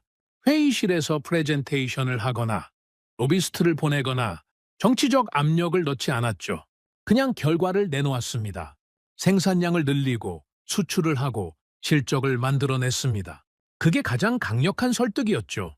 저는 그동안 수많은 협상과 논쟁을 봐왔습니다. 말로 이기려는 사람들, 정치력으로 밀어붙이려는 사람들, 로비로 해결하려는 사람들. 하지만 결국 가장 강한 건 결과였습니다. 숫자였습니다. 눈앞에 보이는 실적이었죠. 한국은 그걸 알고 있었던 것 같습니다. 그래서 말 대신 결과를 보낸 거죠. 그리고 그 결과가 모든 논쟁을 잠재우고 있었습니다. 다음 주 또 다른 회의가 열렸습니다. 이번엔 분위기가 확연히 달랐죠. 반대하던 목소리가 거의 사라졌고 대신 어떻게 협력할 것인가 라는 논의가 시작됐습니다. 한 참석자가 말했습니다. 이 정도면 검토할 만하지 않습니까? 로키드 마틴도 움직였고 시장 반응도 좋고요. 다른 참석자가 동의했죠. 저도 그렇게 생각합니다. 더 이상 미룰 이유가 없어요. 저는 그 대화를 들으면서 속으로 생각했습니다. 이제 반대는 의견이 아니라 고집이었다. 데이터가 이렇게 명확한데도 반대한다면 그건 합리적인 반대가 아니라 그냥 버티기인 거죠. 회의가 끝나고 상사가 저를 불렀습니다. 책 잘했어. 당신 분석이 결국 맞았군. 저는 사실을 말했을 뿐입니다. 알아. 그리고 그게 쉽지 않았다는 것도 알아. 고생했어. 저는 고개를 끄덕였습니다. 고생했다는 말이 위로가 됐지만 동시에 씁쓸하기도 했죠. 사실을 말하는 게 고생이 되는 세상이라니요. 하지만 어쨌든 결과가 나왔으니 그걸로 된 거였습니다. 그날 밤 저는 집에서 맥주 한 캔을 땄습니다. 오랜만에 마시는 술이었죠. 아내가 옆에 앉았습니다. 축하해? 아직 아니야. 하지만 고비는 넘긴 것 같아. 다행이네. 저는 맥주를 마시며 창밖을 바라봤습니다. 한국의 그 재련소가 생각났죠. 화려하지 않았지만 질서 있던 그 현장, 과장 없이 사실만 말하던 그 기술자들, 묵묵히 돌아가던 그 설비들, 그들은 아마 지금도 일하고 있을 겁니다. 워싱턴에서 어떤 정치적 논쟁이 오가는지 신경도 안 쓰면서 그냥 자기 일을 하고 있겠죠. 안티모니를 만들고 게르마늄을 만들고 세계가 필요로 하는 것들을 묵묵히 생산하고 있을 겁니다. 그게 진짜 힘이었습니다. 말이 아니라 결과, 약속이 아니라 실적, 정치가 아니라 기술. 한국은 그걸 보여줬고 시장은 그걸 인정했고 이제 미국도 인정하기 시작한 거였죠. 저는 맥주캔을 내려놓으며 생각했습니다. 아직 끝난 게 아니다. 하지만 이제 명분이 생겼다. 시장이 증명해 줬으니까 이 명분을 가지고 다음 단계로 나아가면 된다. 다음 단계가 뭔지는 아직 몰랐습니다. 하지만 방향은 분명해졌죠. 한국과의 협력, 그게 답이라는 걸 이제 모두가 알기 시작했습니다.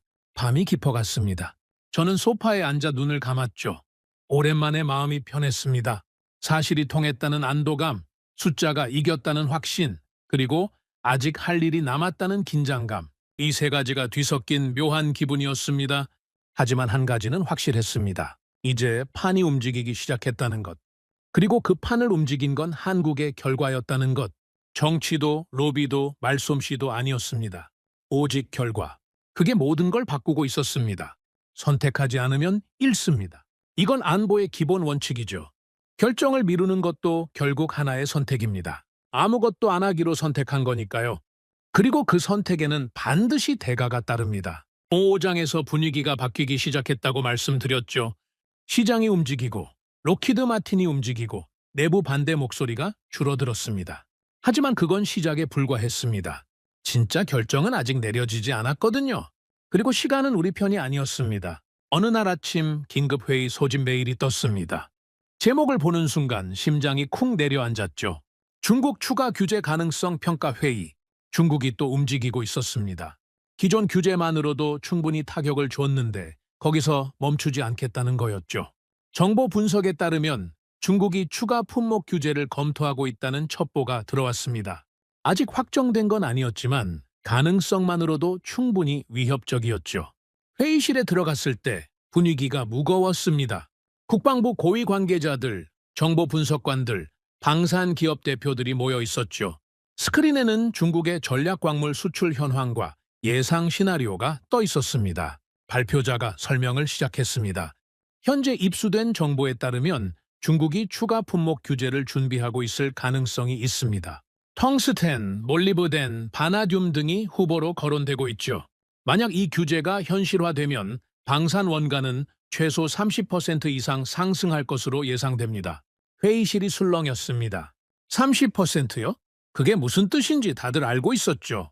방산 원가가 30% 오르면 국방 예산 전체가 흔들립니다. 같은 예산으로 무기를 덜 만들어야 한다는 뜻이니까요. 한 참석자가 물었습니다. 확률은 어느 정도입니까? 이게 정말 일어날 가능성이요? 정확한 확률을 말씀드리기 어렵습니다. 하지만 기존 규제 패턴을 보면 추가 조치가 나올 가능성을 배제할 수 없습니다. 중국은 단계적으로 압박을 강화하는 전략을 쓰고 있으니까요. 저는 그 말을 들으면서 생각했습니다. 중국의 의도가 뭘까? 단순히 경제적 이익 때문일까? 아니면 더 큰 그림이 있는 걸까? 저는 손을 들어 질문했습니다. 중국의 최종 목표가 뭐라고 보십니까? 단순히 가격을 올리려는 건지 아니면 특정 국가나 기업을 겨냥하는 건지요? 발표자가 잠시 생각하더니 대답했죠. 분석팀의 견해로는 중국이 공급망 전체를 통제하려는 것으로 보입니다. 단기적으로는 가격 상승으로 이익을 보고 장기적으로는 의존도를 높여서 정치적 레버리지를 확보하려는 거죠. 그리고 한 가지 더, 발표자가 말을 멈췄습니다. 무슨 말을 할지 고민하는 눈치였죠. 말씀하세요. 일부 분석가들은 중국이 한국을 견제하려는 의도도 있다고 봅니다. 한국의 재련 기술이 부상하면서 중국의 독점 구조가 흔들리고 있거든요. 규제를 강화해서 한국이 시장을 빼앗기 전에 선점하려는 것일 수 있습니다. 그 말을 듣는 순간 제 머릿속에서 여러 생각이 교차했습니다. 중국이 한국을 경계하고 있다. 한국의 기술력이 중국에게 위협이 되고 있다. 그래서 서두르는 거다.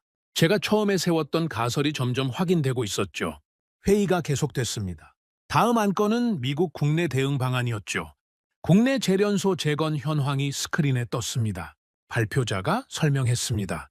현재 국내 재련소 재건 프로젝트는 초기 단계에 머물러 있습니다. 환경 인허가 신청이 접수됐지만 승인까지는 최소 23년이 예상됩니다. 설비 건설과 시운전까지 포함하면 실제 생산 가능 시점은 7년에서 10년 후입니다. 7년에서 10년. 그 숫자가 회의실을 짓눌렀습니다. 몇 달 전 회의에서도 같은 숫자가 나왔었죠. 그때도 비현실적이라고 했고 지금도 비현실적입니다. 하지만 현실은 바뀌지 않았죠. 한 참석자가 짜증 섞인 목소리로 말했습니다. 그럼 7년 동안 어떻게 버티라는 겁니까? 중국이 추가 규제를 하면 18개월도 못 버틴다면서요? 그래서 대안을 찾고 있는 겁니다. 대안이 뭡니까? 한국 말고 다른 게 있습니까? 회의실이 조용해졌습니다. 다들 알고 있었죠. 현실적인 대안은 한국뿐이라는 걸요. 하지만 아무도 먼저 말하지 않았습니다. 그래서 제가 입을 열었죠. 현재 시점에서 단기간에 실행 가능한 대안은 한국 기업과의 협력뿐입니다. 이미 시장에서 검증됐고 민간 거래도 진행 중이죠. 정부 차원에서 공식적으로 추진하면 훨씬 빠르게 안정적인 공급선을 확보할 수 있습니다. 저는 잠시 숨을 고르고 계속했습니다. 그리고 한 가지 더 제안 드리고 싶은 게 있습니다. 뭡니까? 한미 합작 재련소입니다. 회의실이 술렁였습니다. 합작 재련소요? 그게 뭔 소리입니까? 여기저기서 수군거리는 소리가 들렸죠. 저는 설명을 이어갔습니다. 단순히 한국에서 물건을 사오는 것만으로는 한계가 있습니다.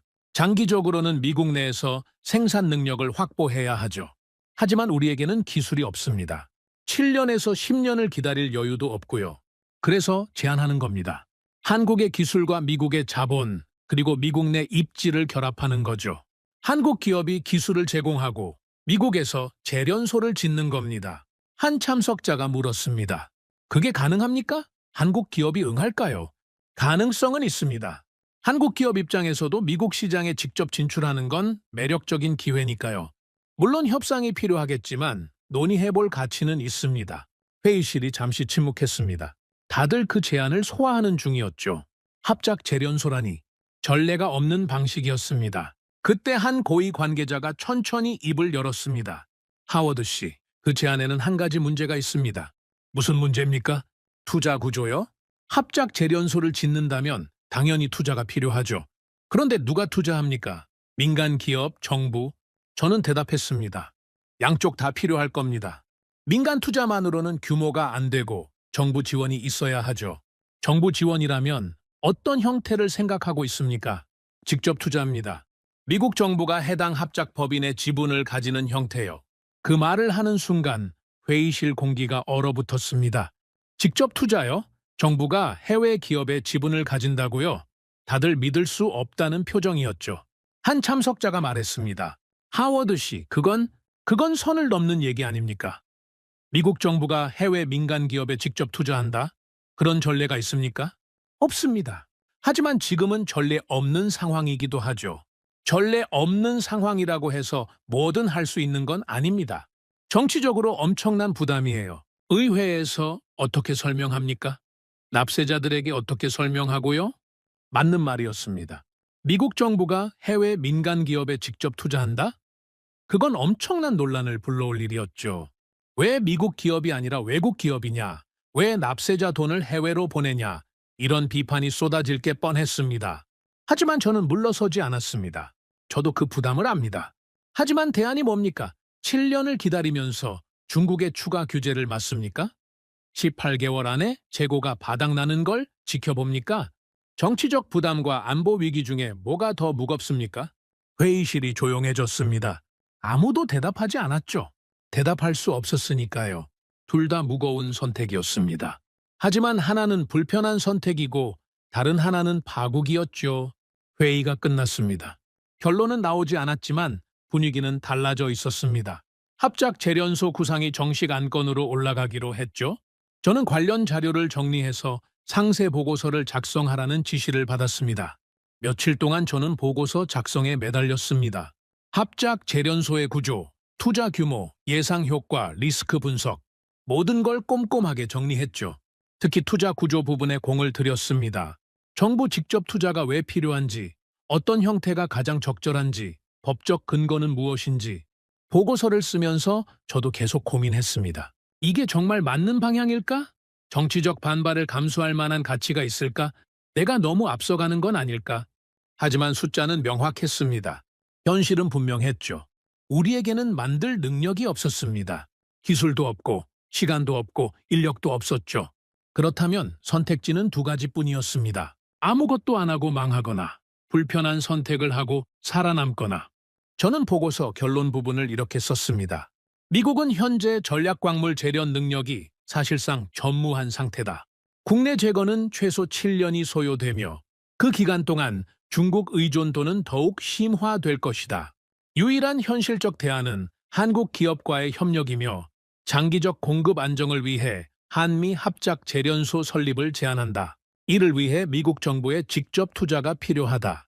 그리고 마지막 문장을 썼죠. 이 제안에 대한 최종 의견 추천함.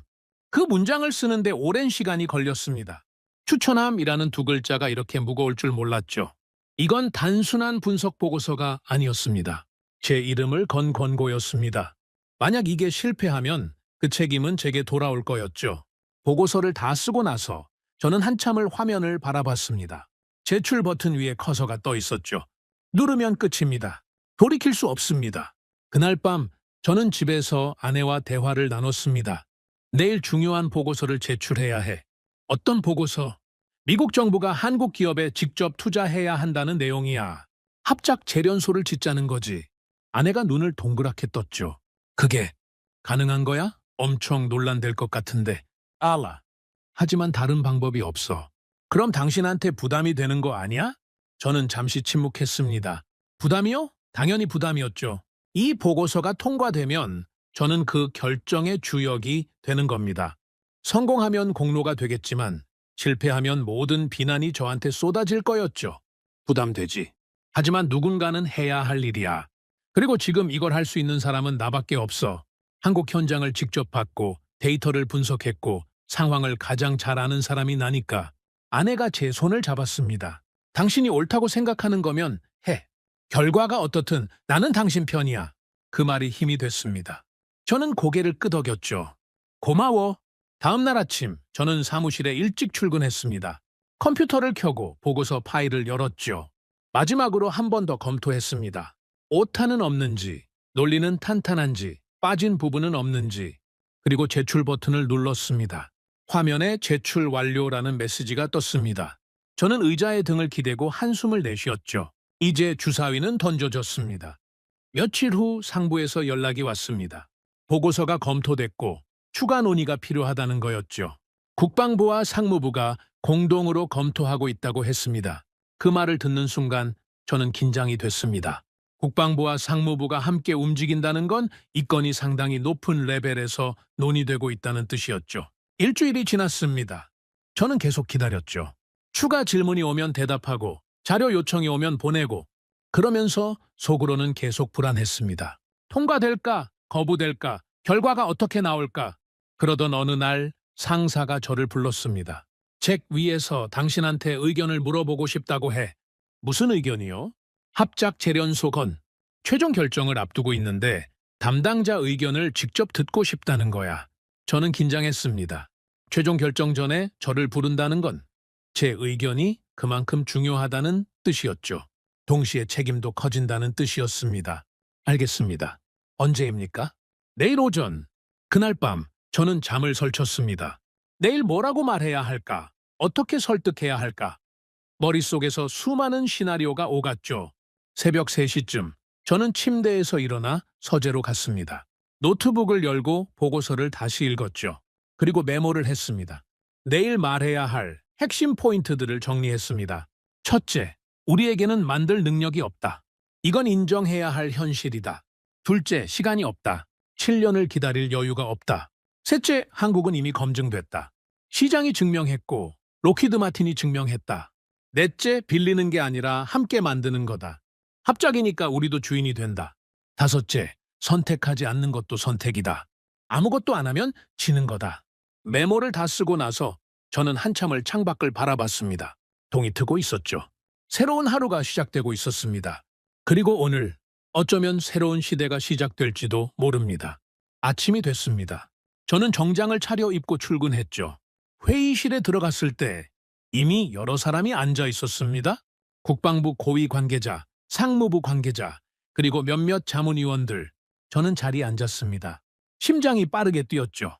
하지만 겉으로는 침착함을 유지했습니다. 25년간 이런 자리에 숱하게 앉아봤으니까요. 한 관계자가 말했습니다. 하워드 씨, 당신 보고서를 검토했습니다. 한미합작 재련소, 정부 직접 투자. 상당히 파격적인 제안이에요. 네, 파격적입니다. 하지만 현실이 파격적이기 때문입니다. 당신의 최종 의견은 뭡니까? 정말로 이게 맞다고 생각합니까? 저는 잠시 숨을 고르고 대답했습니다. 네, 이게 맞다고 생각합니다. 우리에게는 만들 능력이 없습니다. 그건 인정해야 할 현실이죠. 그래서 빌리는 게 아니라 함께 만들기로 하는 겁니다. 이건 의존이 아니라 협력입니다. 회의실이 조용해졌습니다. 저는 계속 말했죠. 선택하지 않는 것도 선택입니다. 지금 결정을 미루면 그건 아무것도 안 하기로 선택한 겁니다. 그리고 그 선택의 대가는 우리 모두가 치르게 될 겁니다. 긴 침묵이 흘렀습니다. 그리고 한 관계자가 말했죠. 알겠습니다. 의견 감사합니다. 회의가 끝났습니다. 저는 회의실을 나오면서 생각했죠. 됐을까? 안 됐을까? 알 수 없었습니다. 결정은 제가 내리는 게 아니니까요. 그날 밤 저는 집에서 아내에게 말했습니다. 오늘 할 말은 다 했어. 그래? 어땠어? 모르겠어. 반응을 읽기가 어려웠어. 저는 소파에 앉아 한숨을 내쉬었죠. 그냥 기다리는 수밖에 없어. 아내가 옆에 앉았습니다. 당신은 최선을 다한 거야. 결과가 어떻든. 저는 고개를 끄덕였습니다. 그리고 생각했죠. 그날 밤 저는 오래 펜을 내려놓지 못했습니다. 보고서에 제 이름을 적는 게, 그 결정에 제 인생을 거는 게 이렇게 무거운 일인 줄 몰랐습니다. 하지만 후회는 없었습니다. 사실을 말했고 옳다고 믿는 바를 권고했으니까요. 결과가 어떻게 되든 저는 제 역할을 한 겁니다. 이제 결정은 다른 사람들의 몫이었죠. 밤이 깊어갔습니다. 저는 창밖을 바라보며 기다렸습니다. 내일이 어떻게 될지, 일주일 후가 어떻게 될지, 한 달 후가 어떻게 될지 알 수 없었습니다. 하지만 한 가지는 알았죠. 주사위는 이미 던져졌다는 것. 그리고 그 주사위에는 제 이름이 새겨져 있다는 것. 결정이 내려졌습니다. 그날 미국은 자존심보다 생존을 택했죠. 6장에서 말씀드린 대로 저는 보고서를 제출하고 기다렸습니다. 일주일이 지나고 2주일이 지나고 아무 소식이 없었죠. 저는 매일 아침 이메일을 확인하면서 조바심을 냈습니다. 통과됐을까? 거부됐을까? 아직 검토 중일까? 그러던 어느 날 오후였습니다. 퇴근 준비를 하고 있는데 전화가 울렸죠. 상사였습니다. 잭, 지금 바로 올라올 수 있어? 목소리 톤이 평소와 달랐습니다. 긴장감이 묻어 있었죠. 저는 심장이 쿵 내려앉는 걸 느끼면서 대답했습니다.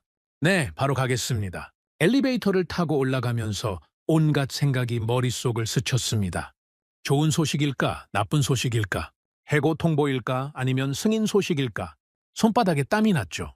상사의 사무실 문을 두드렸습니다. 안에서 들어오라는 소리가 들렸죠. 문을 열고 들어갔는데 상사 혼자가 아니었습니다. 국방부 차관보급 인사가 함께 앉아 있었죠. 저는 순간 긴장이 됐습니다. 이 정도 급이 직접 나왔다는 건 뭔가 큰일이라는 뜻이니까요. 앉게 잭. 상사가 말했습니다. 저는 조심스럽게 자리에 앉았죠. 분위기가 묘했습니다. 무겁기도 하고 뭔가 기대감 같은 게 느껴지기도 했죠. 차관보가 입을 열었습니다. 하워드 씨, 당신 보고서를 검토했습니다. 한미합작 재련소, 정부 직접 투자. 상당히 파격적인 제안이었죠. 네, 그렇습니다. 솔직히 말하면 처음엔 반대 의견이 많았습니다. 해외 민간 기업에 정부가 직접 투자한다? 전례가 없는 일이니까요. 정치적 부담도 크고 의회 설명도 쉽지 않고 저는 가슴이 철렁했습니다. 거부됐구나 하는 생각이 들었죠. 하지만 차관보는 말을 이어갔습니다. 하지만 결론은 이겁니다. 차관보가 잠시 멈췄습니다. 저는 숨을 죽이고 기다렸죠. 승인됐습니다. 그 두 글자를 듣는 순간 저는 멍해졌습니다. 승인이요? 정말요? 귀를 의심했죠. 차관보가 미소를 지으며 말했습니다. 축하합니다, 하워드 씨. 당신 제안이 받아들여졌습니다. 한미합작 재련소 추진이 확정됐습니다. 저는 한동안 말을 잇지 못했습니다. 믿기지 않았거든요. 몇 달간의 싸움, 고립, 비난, 그 모든 게 스쳐 지나갔죠. 그리고 이제 끝났습니다. 아니, 끝난 게 아니라 새로 시작되는 거였죠. 감사합니다. 정말 감사합니다. 겨우 그 말만 했습니다. 목소리가 떨렸죠. 차관보가 설명을 이어갔습니다. 규모는 예상보다 큽니다. 총 투자 규모 약 10조 원 수준으로 검토되고 있어요. 미 국방부, 상무부, 그리고 주요 방산 기업들이 공동 참여합니다. 한국 측과의 협상은 다음 주부터 시작될 겁니다. 10조 원이요. 저는 다시 한번 놀랐습니다. 예상했던 것보다 훨씬 큰 규모였거든요. 이 정도면 단순한 시범 사업이 아니라 본격적인 전략 투자라는 뜻이었죠. 그리고 한 가지 더, 차관보가 말했습니다. 이 프로젝트의 실무 책임자로 당신을 지명하고 싶습니다. 한국 현장을 직접 봤고 기술을 이해하고 있으니까요. 맡아주겠습니까? 저는 잠시 생각했습니다. 실무 책임자요? 그건 엄청난 기회이자 엄청난 부담이었죠. 성공하면 공로가 되겠지만 실패하면 모든 책임이 저한테 돌아올 거였습니다. 하지만 거절할 이유가 없었습니다. 여기까지 왔는데 뒤로 물러설 수는 없었죠. 맞겠습니다. 그 한마디가 쉽지 않았습니다. 하지만 하고 나니까 오히려 홀가분했죠. 이제 책임은 온전히 제 것이 됐습니다. 미팅이 끝나고 사무실로 돌아왔을 때 다리에 힘이 풀렸습니다. 의자에 털썩 앉아서 한참을 멍하니 있었죠. 진짜 된 거구나. 진짜 결정이 내려진 거구나. 그날 밤 저는 집에 가서 아내에게 말했습니다. 됐어. 승인됐어. 아내가 눈이 동그래졌죠. 정말? 그 합작 재련소? 응. 그리고 내가 실무 책임자를 맡게 됐어. 아내가 저를 꼭 안아줬습니다. 축하해. 정말 고생했잖아. 저는 아내를 안으면서 생각했죠. 몇 달간의 싸움이 끝났습니다. 아니, 다른 싸움이 시작된 거였죠.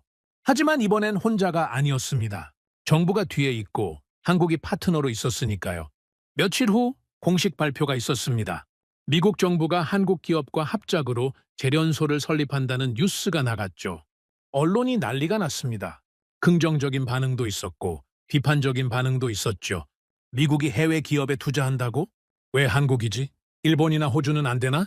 이게 정말 안보에 도움이 될까? 이런 의문들이 쏟아졌습니다. 하지만 반대 목소리는 예상보다 크지 않았죠. 왜냐하면 현실이 너무 분명했으니까요.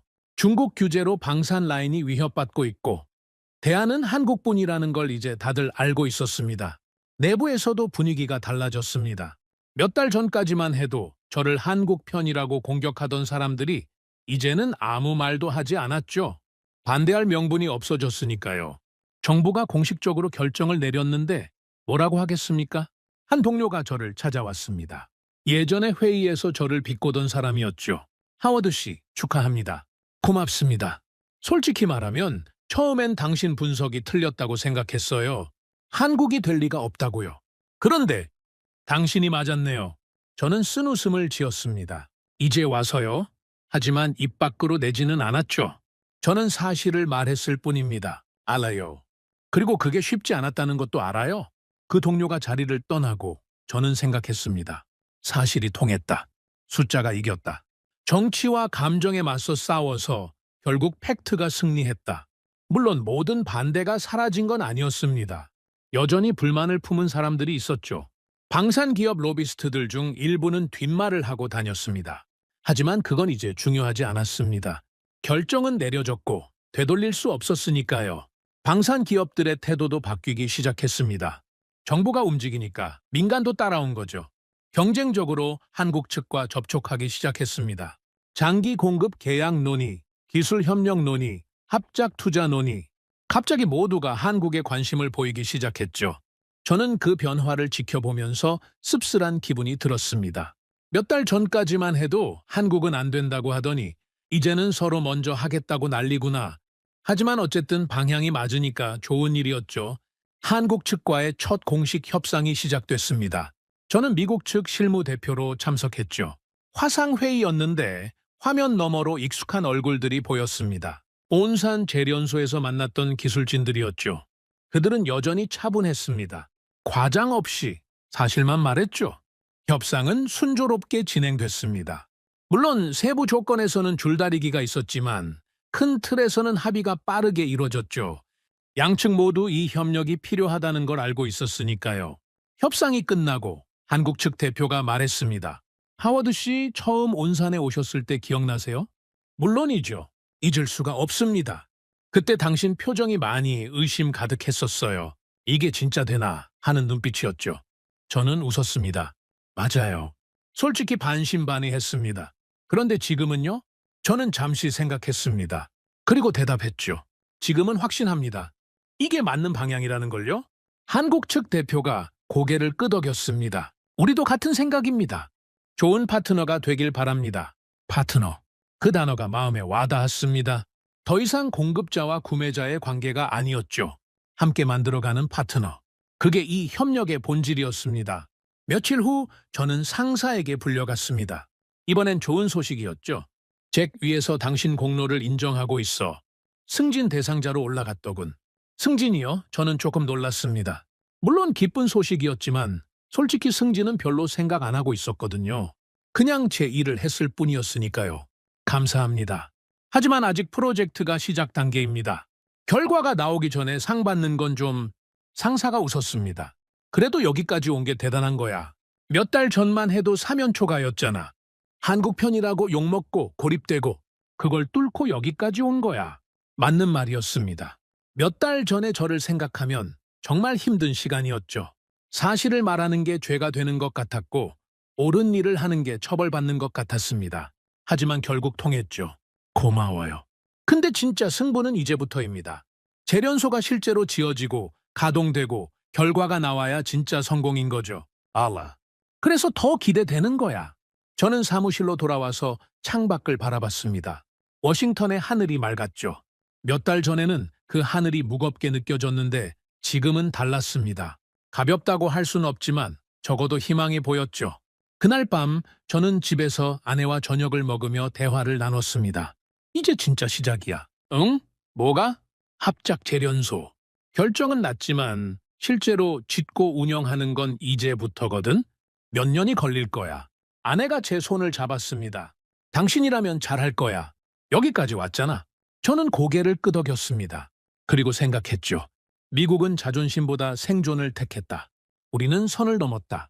해외 민간 기업에 정부가 직접 투자하는 전례 없는 결정을 내렸다. 그리고 그 결정에 제 이름이 적혀 있었습니다. 좋든 싫든 이제 저는 이 프로젝트와 운명을 같이 하게 된 거였죠. 성공하면 함께 빛나고 실패하면 함께 추락하는 거였습니다. 하지만 후회는 없었습니다. 이건 옳은 결정이었으니까요. 안보 앞에서 국적은 의미가 없었습니다. 중요한 건 누가 기술을 가지고 있느냐, 누가 공급할 수 있느냐였죠. 그리고 그 답은 한국이었습니다. 밤이 깊어갔습니다. 저는 창밖을 바라보며 생각했죠. 이 결정은 되돌릴 수 없다. 주사위는 던져졌다. 이제 우리가 할 일은 하나다. 결과로 증명하는 것. 그리고 그 결과는 머지않아 세상에 드러나게 될 겁니다. 한국은 대안이 아니었습니다.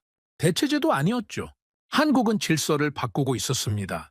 중국이 수십 년간 쌓아올린 공급망 지배 구조를 한국이라는 변수가 뒤흔들어 놓기 시작한 겁니다. 저는 25년간 안보 분야에서 일하면서 많은 변화를 봐왔습니다. 하지만 이번처럼 판 자체가 뒤집어지는 건 처음이었죠. 합작 재련소 결정이 발표된 후 세계가 움직이기 시작했습니다. 미국만이 아니었어요.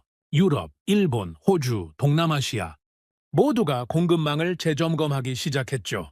중국에 의존하는 게 얼마나 위험한지 이번 사태로 똑똑히 깨달았으니까요. 그리고 그 재점검의 중심에 한국이 있었습니다. 세계가 한국을 참고하기 시작한 거죠. 어떻게 저런 기술을 축적했는지, 어떻게 중국과 다른 방식으로 성공했는지, 어떻게 미국의 선택을 받았는지. 한국은 더 이상 조용한 제조 강국이 아니었습니다. 전략광물 분야의 새로운 기준점이 되어가고 있었죠. 물론 아직 갈 길이 멉니다. 결정은 났지만 실제로 재련소가 지어지려면 몇 년이 더 걸릴 겁니다. 부지 선정, 설계, 인허가, 건설, 시운전 이 모든 과정을 거쳐야 하죠. 기공식조차 아직 몇 년은 남았습니다. 하지만 방향은 정해졌습니다.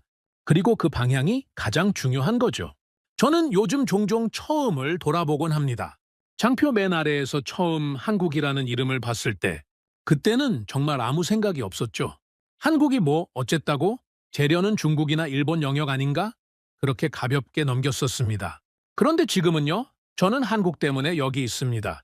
한국 덕분에 제 경력이 새로운 전환점을 맞았고 한국과 함께 역사적인 프로젝트를 준비하고 있죠. 인생이 참 묘하다는 생각이 듭니다.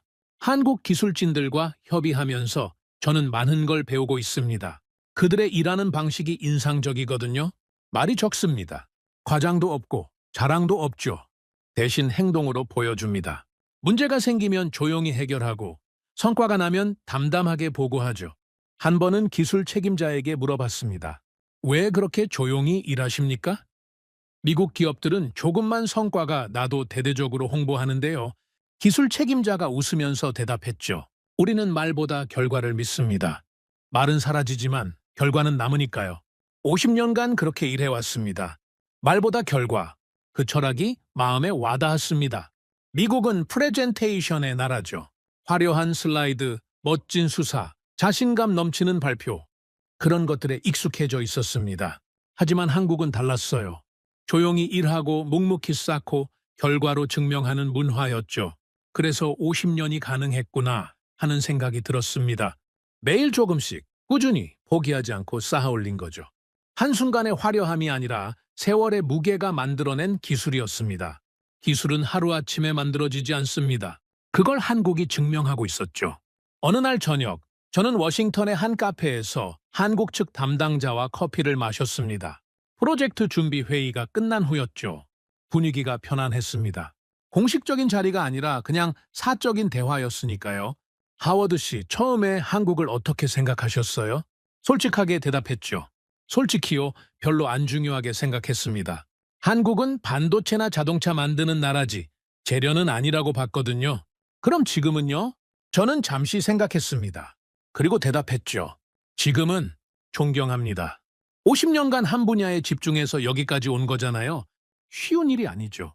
중국이 싼 가격으로 밀어붙일 때도 포기 안 하고 기술로 승부한 거잖아요. 그게 대단하다고 생각합니다. 한국 측 담당자가 고개를 끄덕였습니다. 감사합니다. 사실 우리도 힘든 시간이 많았어요. 중국 때문에 수익성이 안 나오던 시절도 있었고 포기하고 싶을 때도 있었죠. 하지만 버텼습니다. 언젠가는 기술이 인정받을 거라고 믿었으니까요. 그 믿음이 맞았네요. 네, 다만 이렇게 빨리 올 줄은 몰랐어요. 중국 규제가 오히려 기회가 됐죠. 위기가 기회가 된다. 그 말이 맞았습니다. 중국이 전략 광물을 틀어막지 않았다면 세계는 여전히 중국에 의존하고 있었을 겁니다. 한국의 기술도 묻혀 있었겠죠. 아이러니하게도 중국의 규제가 한국을 세계 무대로 끌어올린 셈이었습니다. 요즘 저는 전략 광물의 의미에 대해 많이 생각합니다. 예전에는 그냥 원료라고 봤죠. 땅에서 캐서 가공하는 것, 단순한 자원이라고 생각했습니다. 하지만 이번 사태를 겪으면서 깨달았죠. 전략광물은 단순한 자원이 아닙니다. 전략기술입니다. 광물을 캐는 건 누구나 할 수 있습니다. 땅을 파면 되니까요. 하지만 그걸 쓸 수 있게 만드는 건 아무나 못합니다. 재련 기술이 있어야 하죠. 그리고 그 기술은 수십 년간 축적해야 얻을 수 있습니다. 돈으로 살 수 없고 하루아침에 배울 수도 없죠. 그래서 재련 기술을 가진 나라가 진짜 강자입니다. 광물을 가진 나라가 아니라요. 중국이 강했던 이유도 광물이 많아서가 아니었습니다. 재련 기술과 설비를 장악했기 때문이었죠. 그런데 이제 그 독점이 깨지고 있습니다. 한국이 대안으로 떠올랐으니까요. 한국에 대한 세계의 시선도 바뀌고 있습니다. 예전에는 한국 하면 뭐가 떠올랐습니까? 삼성, 현대, K-팝, 빠른 나라, 열정적인 나라. 그런 이미지였죠. 제조는 잘하지만 원천 기술은 부족하다는 인식도 있었습니다. 조립은 잘하는데 핵심은 못 만든다고요? 하지만 이번에 그 인식이 바뀌었습니다. 한국은 빠른 나라가 아니라 깊은 나라였습니다. 50년간 한 분야를 파고들어서 세계 최고 수준의 기술을 축적한 나라였죠. 제조 강국이 아니라 기술 주권을 가진 나라였습니다. 동맹 내부에서 한국의 위상도 달라지고 있습니다. 예전에는 한국을 어떻게 봤습니까? 미국의 보호가 필요한 나라, 북한 때문에 안보 지원을 받는 나라. 그런 인식이 있었죠. 물론 한미 동맹은 중요하지만 어딘가 비대칭적인 관계라는 느낌이 있었습니다.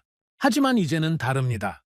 한국은 미국 안보에 필수적인 기술을 가진 나라가 됐습니다. 미국이 한국을 필요로 하는 거죠. 일방적인 관계가 아니라 상호 의존적인 관계로 바뀌고 있습니다. 그게 진정한 동맹 아니겠습니까?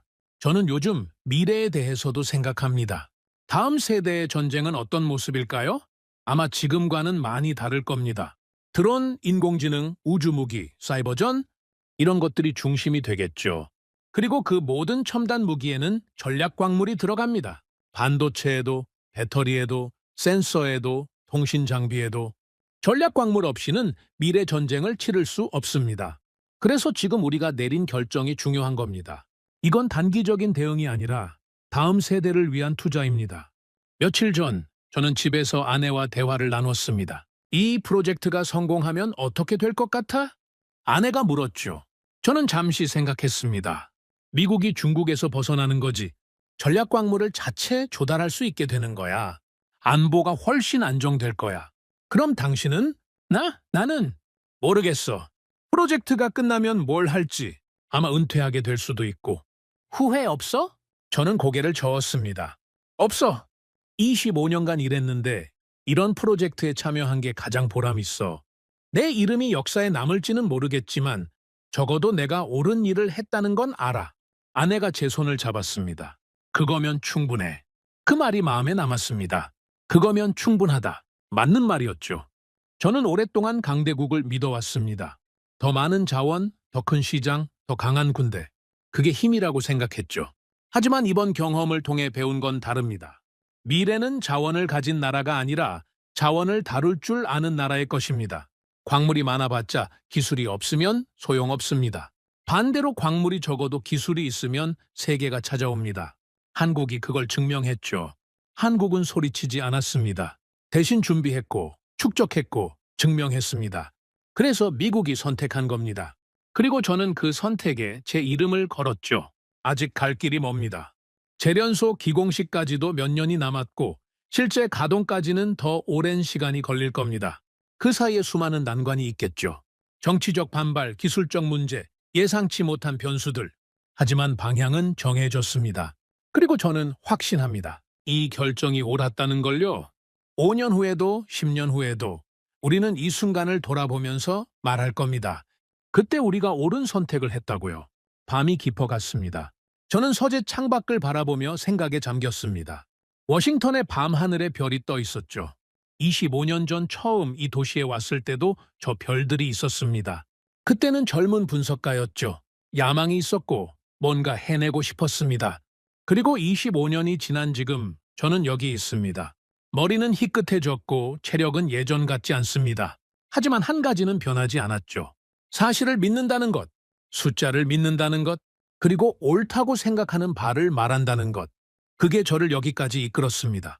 그리고 앞으로도 그렇게 살 겁니다. 한국이 앞으로 어떻게 될지는 모르겠습니다. 하지만 한 가지는 확실합니다. 다음에도 세계가 위기에 처하면, 다음에도 누군가 답을 찾아야 한다면 한국은 다시 후보에 오를 겁니다. 왜냐하면 그들은 준비가 돼 있으니까요. 50년간 준비해 왔으니까요. 그리고 그때도 저 같은 누군가가 사실을 말하겠죠. 숫자를 보여주고 현장을 확인하고 옳은 선택을 권고할 겁니다. 그게 힘들더라도 외롭더라도요. 왜냐하면 그게 우리의 일이니까요. 저는 노트북을 열어 마지막 메모를 적었습니다. 미래는 자원을 가진 나라가 아니라 자원을 다룰 줄 아는 나라의 것이다. 한국은 준비돼 있었다. 그래서 세계가 선택했다. 그리고 그 선택은 옳았다. 펜을 내려놓고 창밖을 바라봤습니다. 동이 트고 있었죠. 새로운 하루가 시작되고 있었습니다. 오늘의 사연은 여기까지입니다. 구독과 좋아요는 영상 제작에 아주 큰 힘이 됩니다. 지금까지 감동테라스 저는 소희였습니다. 오늘도 우리 구독자님들의 가정에 따뜻한 행복이 가득하시길 진심으로 바라겠습니다. 긴 영상 끝까지 시청해주셔서 정말 감사합니다. 내일 더 좋은 이야기로 찾아뵙겠습니다. 감사합니다.